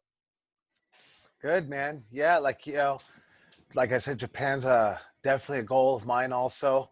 And you guys hear me, like, you know, nothing wrong with being a mark, you know, like, because it's not derogatory when I say it. It's I'm such the biggest fucking mark that I decided to do this. Like, that's how I actually think about it. You know what I mean? So like, I'm the biggest mark of all of them, you know, or any wrestler really.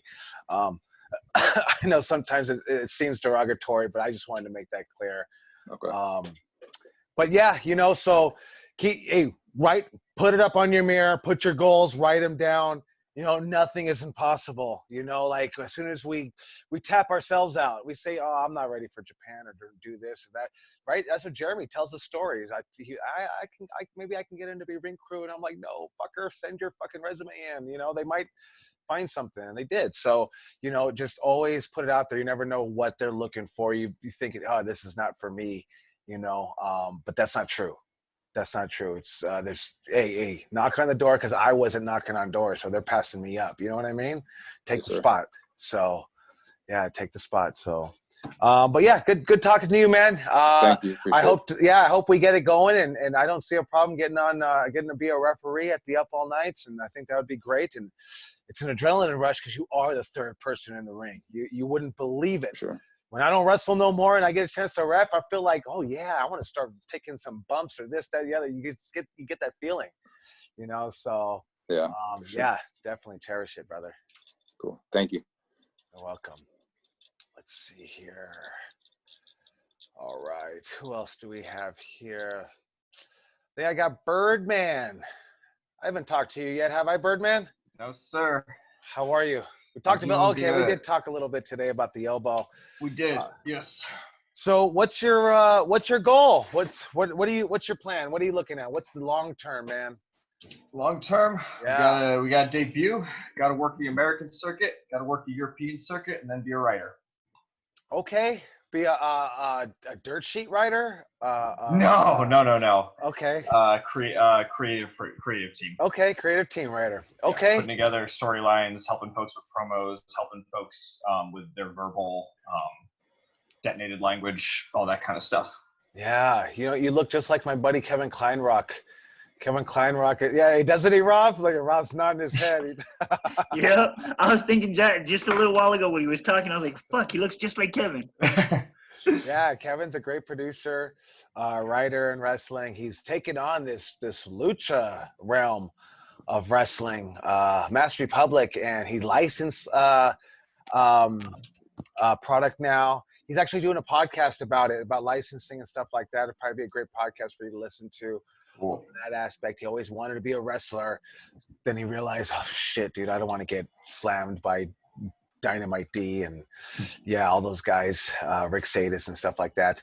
But so yeah, he turned to the writing aspect of it, and that's how it started. It started one thing, led to another. So be prepared for that. You know, always keep that goal, and also, shit, man, if you want to be a writer, WWE is always hiring. They have like this WWE Corp website that always shows who's Yeah, you hiring, need so. and rightfully so. You need some TV credits before they for the most part before they consider bringing you on. Send your So shit in. that's like Send it in. that's the first goal is to staff right on TV shows full time and wrestle shows in the evenings and on weekends. And so that's the dream.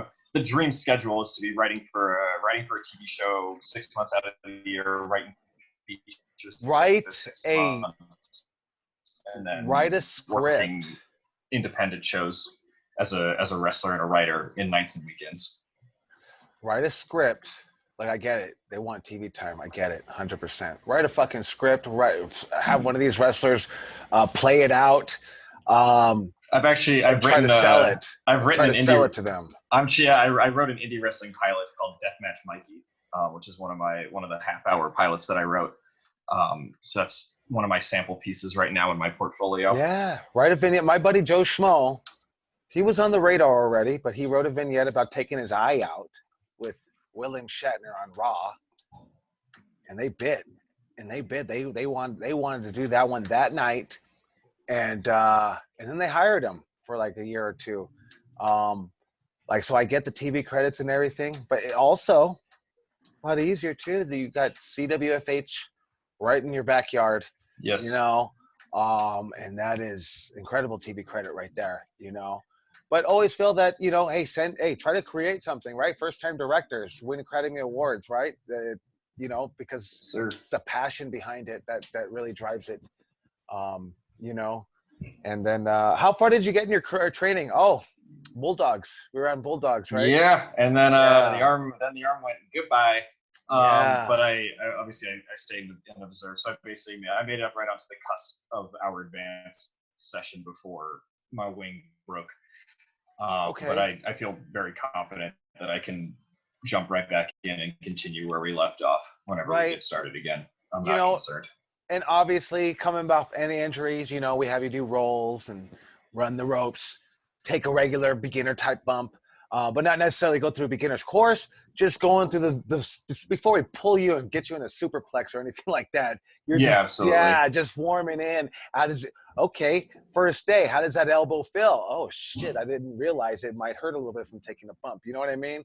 Yep. So we take it from there and then just jump back on it. And as long as your cardio's up and on, I see no problem with moving forward and getting it going. So, and I think you definitely have and then, I listened to that, and then maybe Ruby can chime in a little bit. I listened to that Up All Night on the commentary. Do you have any plans on doing any commentary? Is that? Yeah, if I'm needed, I'm there. It's one of those things where it's in my wheelhouse. I definitely want to get better at it. I'm definitely available and will be more than happy to continue doing it. Well, the real question is, what did Ruby think about it?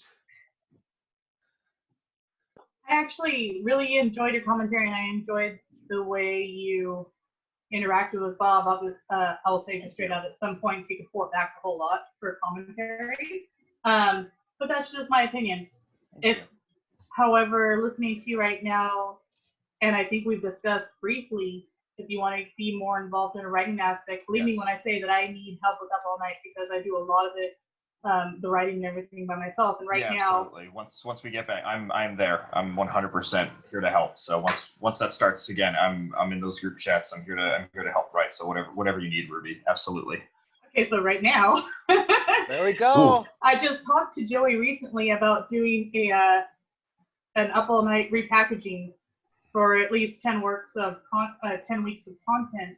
Great. 10 to 12, and if you want to jump in on at least one of those episodes and help me write up one of those episodes, I'm more than willing to. Yep. Give you that opportunity.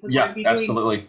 The way we're doing this is I plan on repackaging already made content in a very heavy storytelling way. So this is right up your alley if you want to help tell stories. So maybe you could help me tell the stories of the Dominations or one of these other things. So just get a hold of me, and I'm not CWFH. I'm not CWFAZ or anything like that, but I'll try to help you any way I can. And absolutely. Yeah, let me in. I'm in. Let's do it. Okay. Yeah, and Ruby, you say you're not CWFH for this, but it's right, the passion behind it to create it and do it and drive it is so important. I was talking to right. I was telling you about Vampiro, and he was talking to me about he wants to get some TV projects going. You know, he's real. He's into that industry, and I was telling him, yeah, we got a bunch of guys. We're ready to go. I showed him all the video. He loved it, and I was like, hey, but we're professional, but we're not like, this is not what we do. We take it, we try to learn the best we can do it, and we do it. And he's like, man, passion's what drives it. So I think that's why that's my theme today. That's what he told me, is passion's what drives it. And so it is right. It is what you make it, Ruby. So and it's that hardcore experience that they look for when they say you need experience. Well, where the fuck do I get it? Well, the opportunity is right here with Up All Night, and that's experience. Definitely. Definitely goes a long way. And it's just like I wrote you last week, can any of this go for a LinkedIn resume or just my resume in general? If this is, it is a tangible skill, because there are things that we do in wrestling that we overlook that are actually tangible skills. We are our own brand ambassadors, we're our own marketing, we're our own booking agents, all these things. When it comes to Up All Night, I'm doing these things that are, like you said, producing, managing people, this and that. If there's any way to take some of this load off me and help, and if that helps you too, Tim or Birdman, I don't know which you prefer. If there's a way that I could help in that sense, all it does is literally lighten the load for me and help you get some experience, then let's do this. Yeah, absolutely. Let's go. I'm digging it down. Thanks, Ruby. Thank you, Joey. Appreciate it. You're welcome, Adam. It's a lot of work, Ruby. And then you got the wrestlers calling you up and say, you left me on red, and you're like, man, I'm working on so much fucking shit,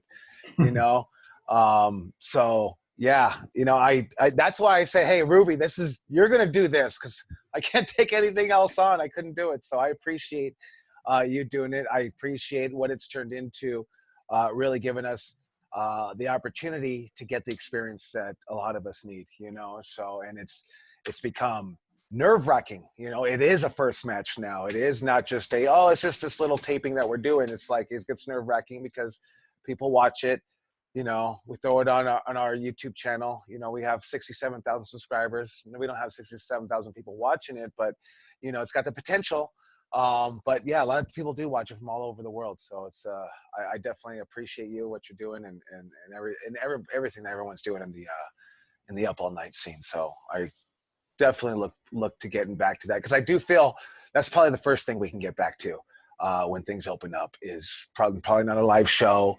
It's going to be the Up All Night, because that's what we do. It's nobody, it's us. And maybe you got to keep that down. We got to be the fans, and we can't invite the students. So we'll see how it goes. All right, let's see here. Oh, Viva Van is here. How are you, Viva? Let me try to take you off of mute. All right, so good to see you. Wanted to get a chance to talk to you. Time is flying today. It's already past 7:30.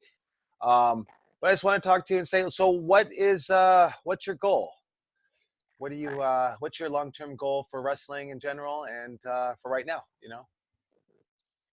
My goal is to be able to travel to different countries, but my ultimate goal is to be in WWE. It kind of broke up there, but I think we got that you want to travel more. Can you hear me now? You can hear you when you lean forward. We can hear you better, actually.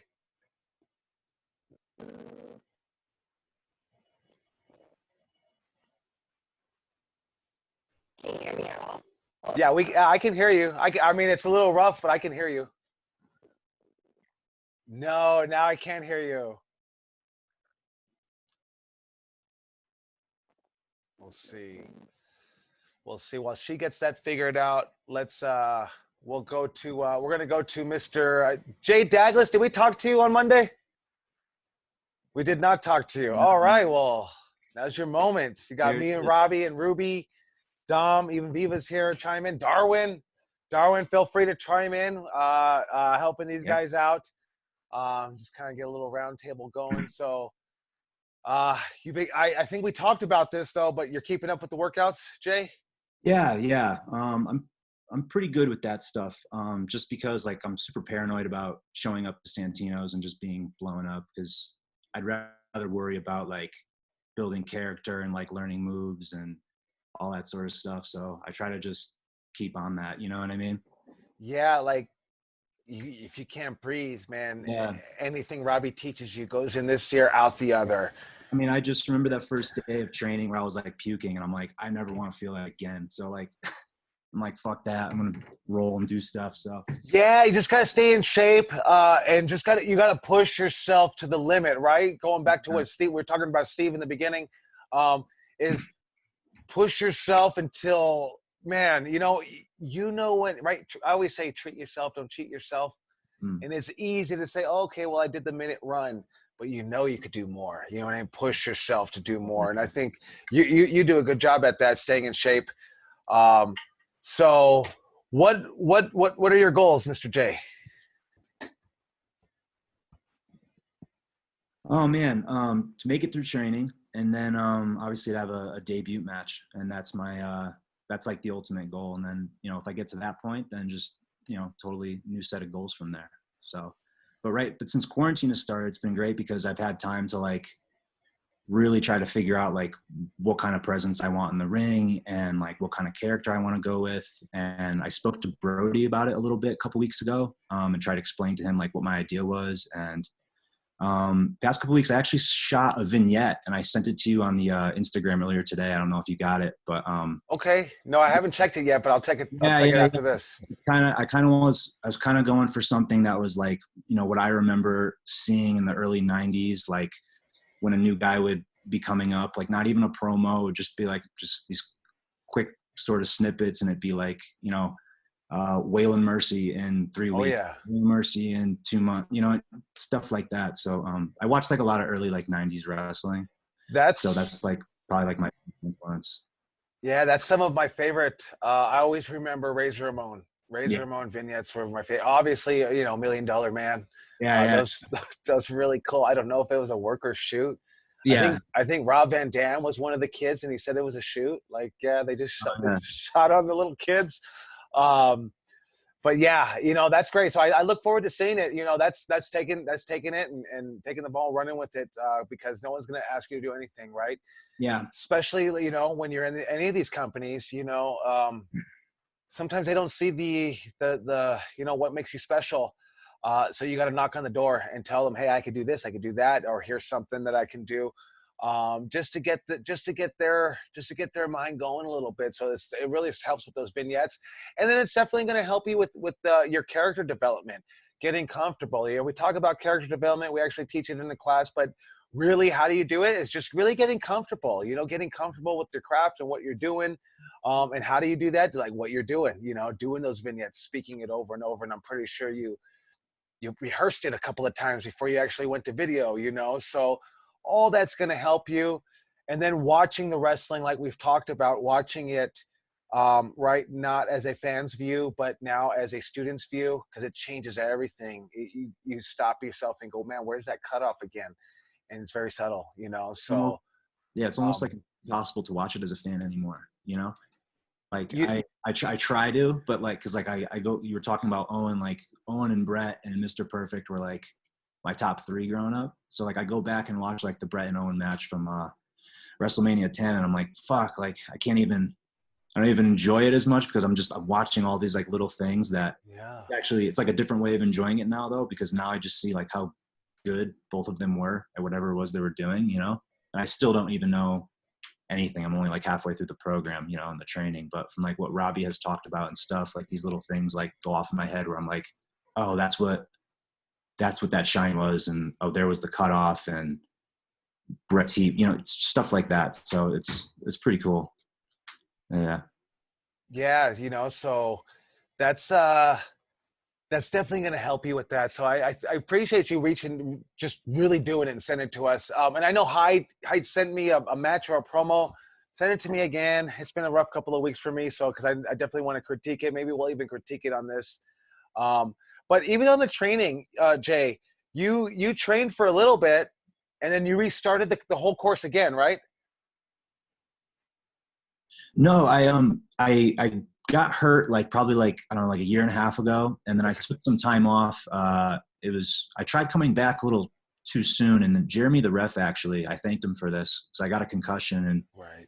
he was kind of like, you know, when I hit my head, I took like 8 months off, and it was kind of like his way of like telling me like go home, you need to take more time, because I was still kind of like fucked up. It felt like I was just too anxious to come back, and then I joined Robbie and a couple of the other guys in the intermediate class, and then I think Robbie, we were like right on getting into the pro level, like right before the stuff closed down. So yeah, we're right about there. Yeah.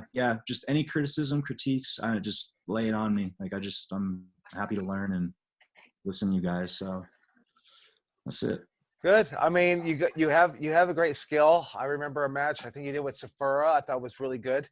I think we posted it on the websites and stuff. So, you know, obviously now we take it, right? We're injured and because we can't wrestle. So let's start breaking down those matches, you know, and go down a rabbit hole and find some other wrestlers. Who's Owen wrestling in Calgary? That's probably some homework for today is find me a match from Calgary, you know, Stampede.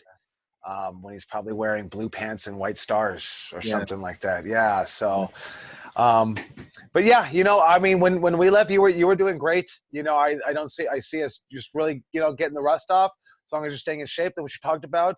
You know, once we jump back into it, I think we're ready to go. I think I was watching AEW last night and I see some people blowing up. And that's because it's rough when you're not doing anything. We don't even get to go to fucking Walmart like normal. We got to get in and get out. We don't know what the fuck's going on. Yeah. You know, so, but yeah, we're limiting what we do now, you know? So, but yeah, just make sure to stay in shape and, yeah, keep listening to these. And I know like Dane was talking about the Snake Pit Pros doing some good, lectures over there with Dr. Tom Pritchard. I mean, I definitely would be there listening.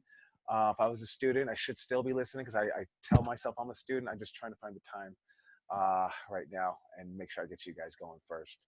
Joey, what's the best place to send you stuff if you have the time to look at it? Like Instagram? Facebook is probably the best, yeah. Or send it on Instagram and say, hey, I sent a message to Instagram if that's easier for you to do. Okay. Yeah, I might get to my Instagram a day late or maybe my Twitter a day late. Okay.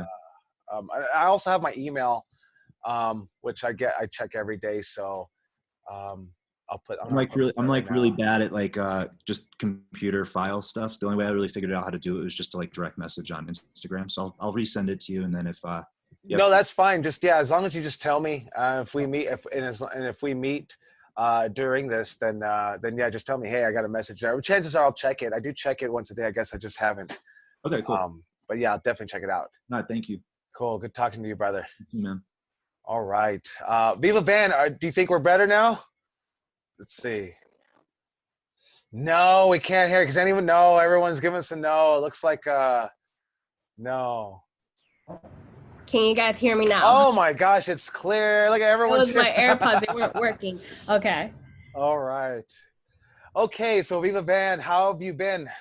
And good. How about you guys? Good. Just hanging in there for me, you know. I've been having a joy just really coming talking to everybody on a weekly basis.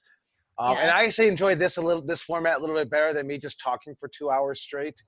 I like talking to you guys because it makes me feel like I'm at the school and building that camaraderie. So,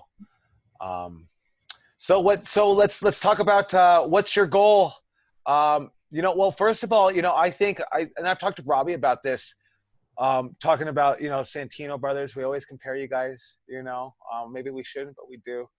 And I said to myself, I'm almost 100% certain, and Robbie can probably chime in on this.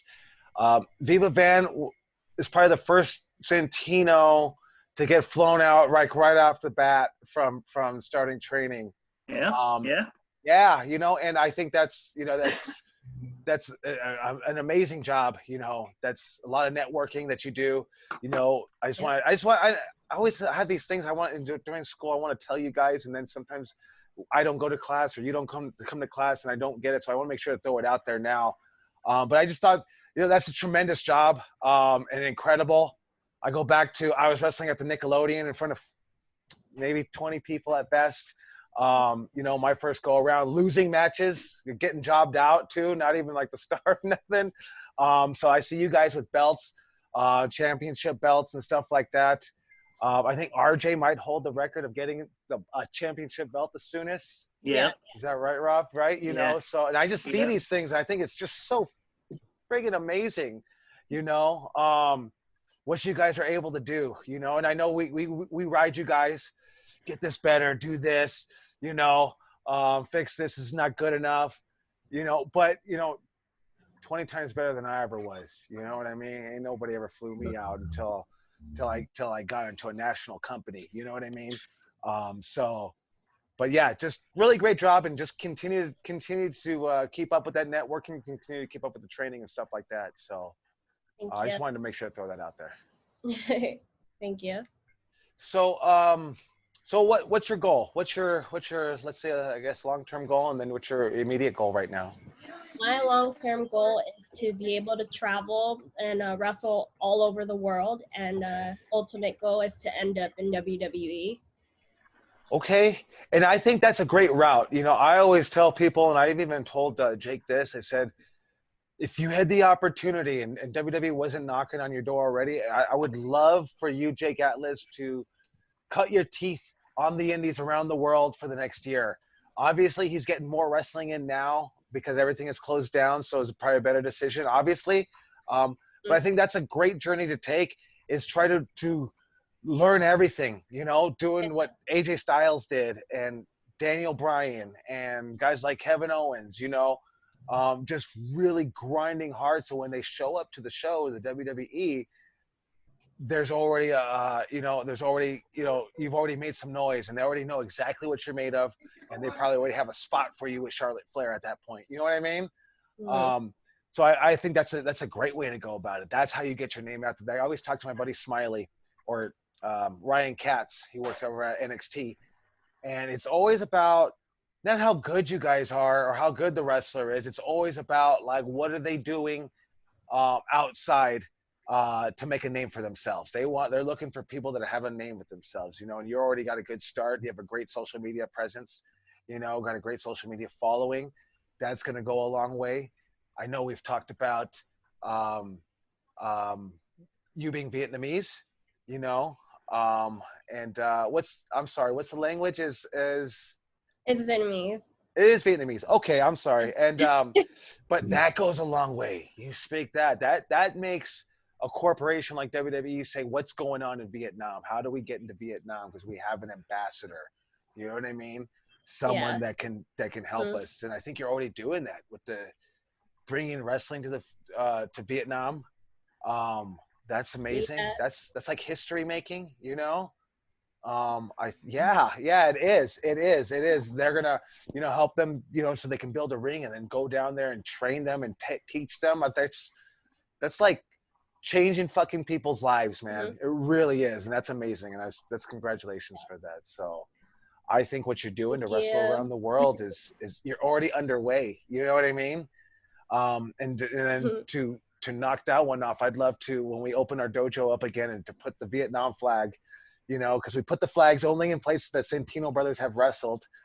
So that would be great and amazing. But I think you're on your way, you know. Thank you. What's your long-term goal? Oh, you said WWE.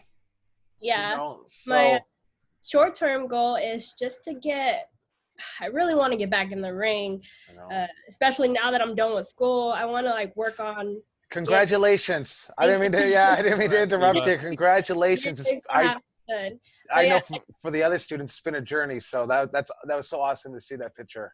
Thank you. Great. But I just want to get lighter on my feet. I want to, like, find more of my signature moves, where when people see a certain move that I do, they know that that's Diva's move. And I feel like so far I have, like, 2 that I do, but I just want to add more to it. But I want to be different. I want to stand out. Just want to keep learning and growing and getting better. I think that's so important. When I was coming up, at least that's what I felt when I was coming up in the early, not when I was coming up, but early 2000s, it was like very important for indie wrestlers to come up with a new move that was only theirs. For example, like Amazing Red had the Code Red. Vic Grimes was incredible. A lot of people would steal moves from Vic Grimes, including the Styles Clash. Vic Grimes would do that first, and then other people would do it. But it was so important. Nova was really good at it. I don't know if he stole moves. We all steal moves, right? But it was just so important to come up with something. And that was the thing. Once somebody did it on TV, they took your move, man, and it sucked. It sucked, and you had to cut. And as an indie worker, you had to come up with something else. And if it was yours, it sucked. If you had a good following, no, man, that's Amazing Red's Code Red, and they would hold it, right? But it was so important. I'm glad that you said that, because I think everybody should be doing that. I think, man, everything's been done. Nothing else can be done. But, man, until somebody comes up with something creative and new. I think Kushida was doing some kind of cool-ass armbar where he got Jake Atlas in an armbar, and I think he got Maverick in an armbar in NXT recently. And I thought, oh, man, that was cool and amazing. Something I never seen before. But it goes a long way to learn your own moves, to really work hard, taking a move I seen from here. That's why I implore you guys to watch, find Owen Hart versus somebody in Calgary that he's wrestling. What does that guy do? You know what I mean? What move did he do that can stand out and you can modify a little bit, or even take, adopt, So, but I think that's a great mind to have, is to really want to come up with your signature stuff. And just, even if people steal it, don't let it stop you from keep producing signature stuff and coming up with innovative stuff. There's like we talk about Vic Grimes and Nova, like with Praise, because, man, they did some crazy cool. Now, it wasn't even crazy. It was just creative stuff that they did. It was just so creative. Like, I wouldn't even say what they did was crazy. It was just really creative, just different ways. I think DDP was great at doing different ways to get the diamond cutter in. I thought that was amazing what he did, So, but yeah, keep doing that. And I think it'll definitely help you out, get you going. And I think you're on the right path, for sure. Work on those box jumps, right? I know you even mentioned it. Try to get lighter on your feet, get those box jumps going. And I think that'll help you. And if anybody else, what's going to help her to get lighter on her feet, hit it up in the chat. And put it in there so we all can see, help us out, right? I say Santino brothers, we're only as strong as our weakest link. So someone else got a better, that's my idea for her to help her. If you got a better idea that helped you, hey, throw it out there, because like it's going back to, hey, I'll beat this guy and he'll listen, or I'll put my hand on his shoulder. Everyone's different. So, but good. Yeah, good talking to you, Viva. Thank you, Joey. Good. Let's go down here. Let's see. We have Alyssa here. Did we talk to you? Did we talk to you on Monday? I don't think so. No. Hi, everybody. Hi, how are you? I'm good. How are you? All right. So, how have you been? Been some rough trails for you, huh? A lot of stuff going, isn't it? Yeah, a lot of stuff. I'm doing all right. I was actually thinking about the whole idea of short-term, long-term goals. I don't know if I've met like everybody here, but I was working as a live event host for WWE before everything happened, and now with no live events, no live hosts needed. So for me, I'm still in Florida. I am honestly, my goal is just to be an on-air personality, whether that means a correspondent, whether that means commentary, whatever the case. I want to be on air. So short-term goal is I'm bringing back my social media show, Let's Get Cereal, where I eat cereal and interview people.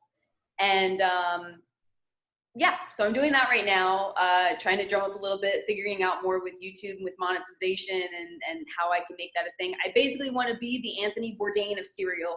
It's a lofty goal, but I'm going to go for it. Shoot for the moon. And then long term, just depending on what happens with, the reopening of the state, if they bring back live events, if they call me back, I'm there. So I'm kind of leaving my options open. I'm keeping a residence in Florida for now, just to kind of wait it out and see what happens. Good. And, I love your Let's Get Cereal. You say you want to be the Anthony Bourdain, cereal. wait till it happens, and then you're on the Food Network channel, and it's a serial, it's a serial show. I mean, right? That's that said mentality. And sometimes when you're part of TV and you know how TV works, you tap yourself out because oh, that's not going to work. But when you don't know any better, and I'm not saying you don't know any better, but when you're just like, this is what I want to do, and I'm going to do it, it happens. I mean, it's incredible. It's incredible how you could just, right? They always just tell me you could do anything you set your mind to.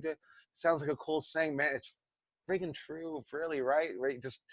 You just do it, right? Biology class was always so hard for me. Why? Because I wasn't reading the fucking book until I actually studied it. Then I got an A.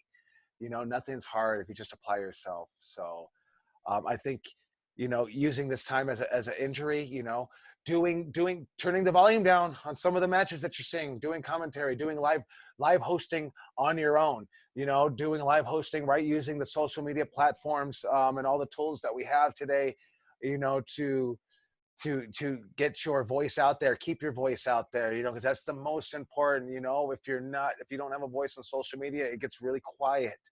And you have to keep that going. And especially now, how do we get creative? And I think you're doing a great job doing that,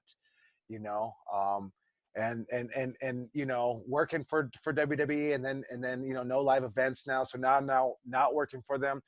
These are the journeys that cut your teeth. This is what's going to make you who you are. It's going to make you stronger, no matter what the outcome comes after this, once everything opens up. It's definitely going to give you the experience that you need, and what we call about like going through that journey, right? Because the journey is the best part. I think so. I think the journey is always, when you get to the destination, it's done, it's over, but it's the journey of getting there, making it happen, the euphoria of finally getting a yes, the euphoria of getting on, on the show, stuff like that. That's the drive that keeps us going, and I think you have a good head on your shoulders, and really able to do that. And you have an incredible network to reach out to now, from the indies to the big time, and I would try to utilize that, because in wrestling, it's about building that camaraderie, that brotherhood, that sisterhood, and really really becoming family, and I think just especially when you ask, I don't know any veteran that doesn't like when somebody asks their opinion for help. It's almost like, you're asking me? Oh, please, I'll help you. And like I said, good, bad, and ugly. You take everybody's advice, and you put it in your back pocket until you're smartened up enough to know if you can use it or not. So, but take it, because sometimes it sounds like bullshit, but it's not. So but yeah, I think what you've been doing is incredible, and this will cut your teeth. It's going to make you stronger, and I know it's definitely, we're going to see more of Alyssa Marino. So I look forward to it. Thank you so much. Me too. Yeah. Forward to seeing you guys all again. Yeah, good talking to you. So I think we're winding down. This one really flew by today. I enjoyed talking to you guys. We're going to come back on Monday. I know there's like Tim and some of the guys that I haven't got to yet. James is even here. So I definitely want to reach everybody, Jeremy and Will and even Ozzy. And then I hope it, like everybody else just, listening, I hope it does, hope it helps you guys out. It's just my one man's opinion. I love that Robbie was here today, and always feel free to just go ahead and chime in. Ruby, Darwin, Dom, feel free to go ahead and chime in. I ain't trying to be the host. I definitely want to help keep the camaraderie together. And we're all in, right. I don't know everything.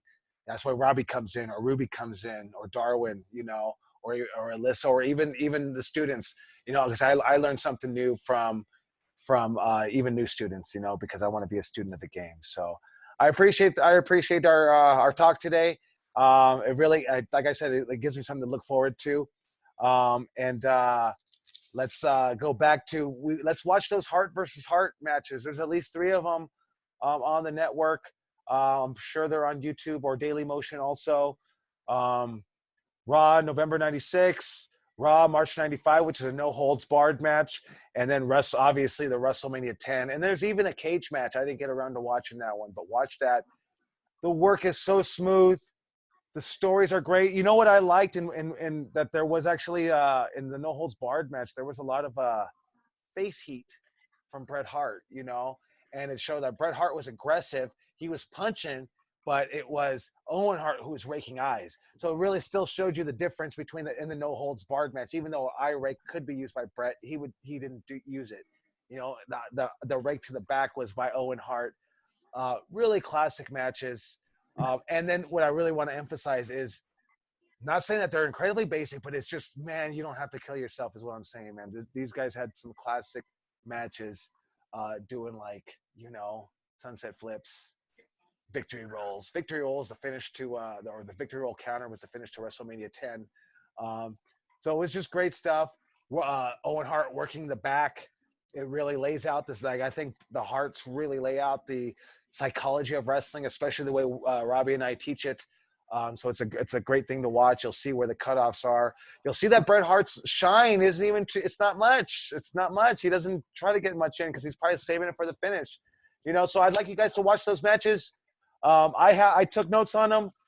So I want you guys to take some notes. Just things that you saw on these matches, things that you can observe, stuff that we talked about, especially with the match breakdown. The gears that they turn on and off, how Bret is actually a face through aggression. That's something that we've never talked about, being a face through aggression. Well, we talked about a little bit with Stone Cold Steve Austin, someone slapping his mom in the face, like he's still a face, even though he's gonna stomp a mud hole in that guy's ass, doesn't make him a bad guy. But yeah, there's that being a face through aggression, and I think Bret Hart really captures that. And then Bret Hart also captures the face heat, which is kind of rarely talked about. So go ahead and take a chance and watch those matches. We'll come back Monday. We'll talk about a little bit about them, see everybody's notes, and then we'll go from there. So I hope you guys got something out of it, and I appreciate talking to you guys. We'll do it again Monday. Bye, Joey. Thank you.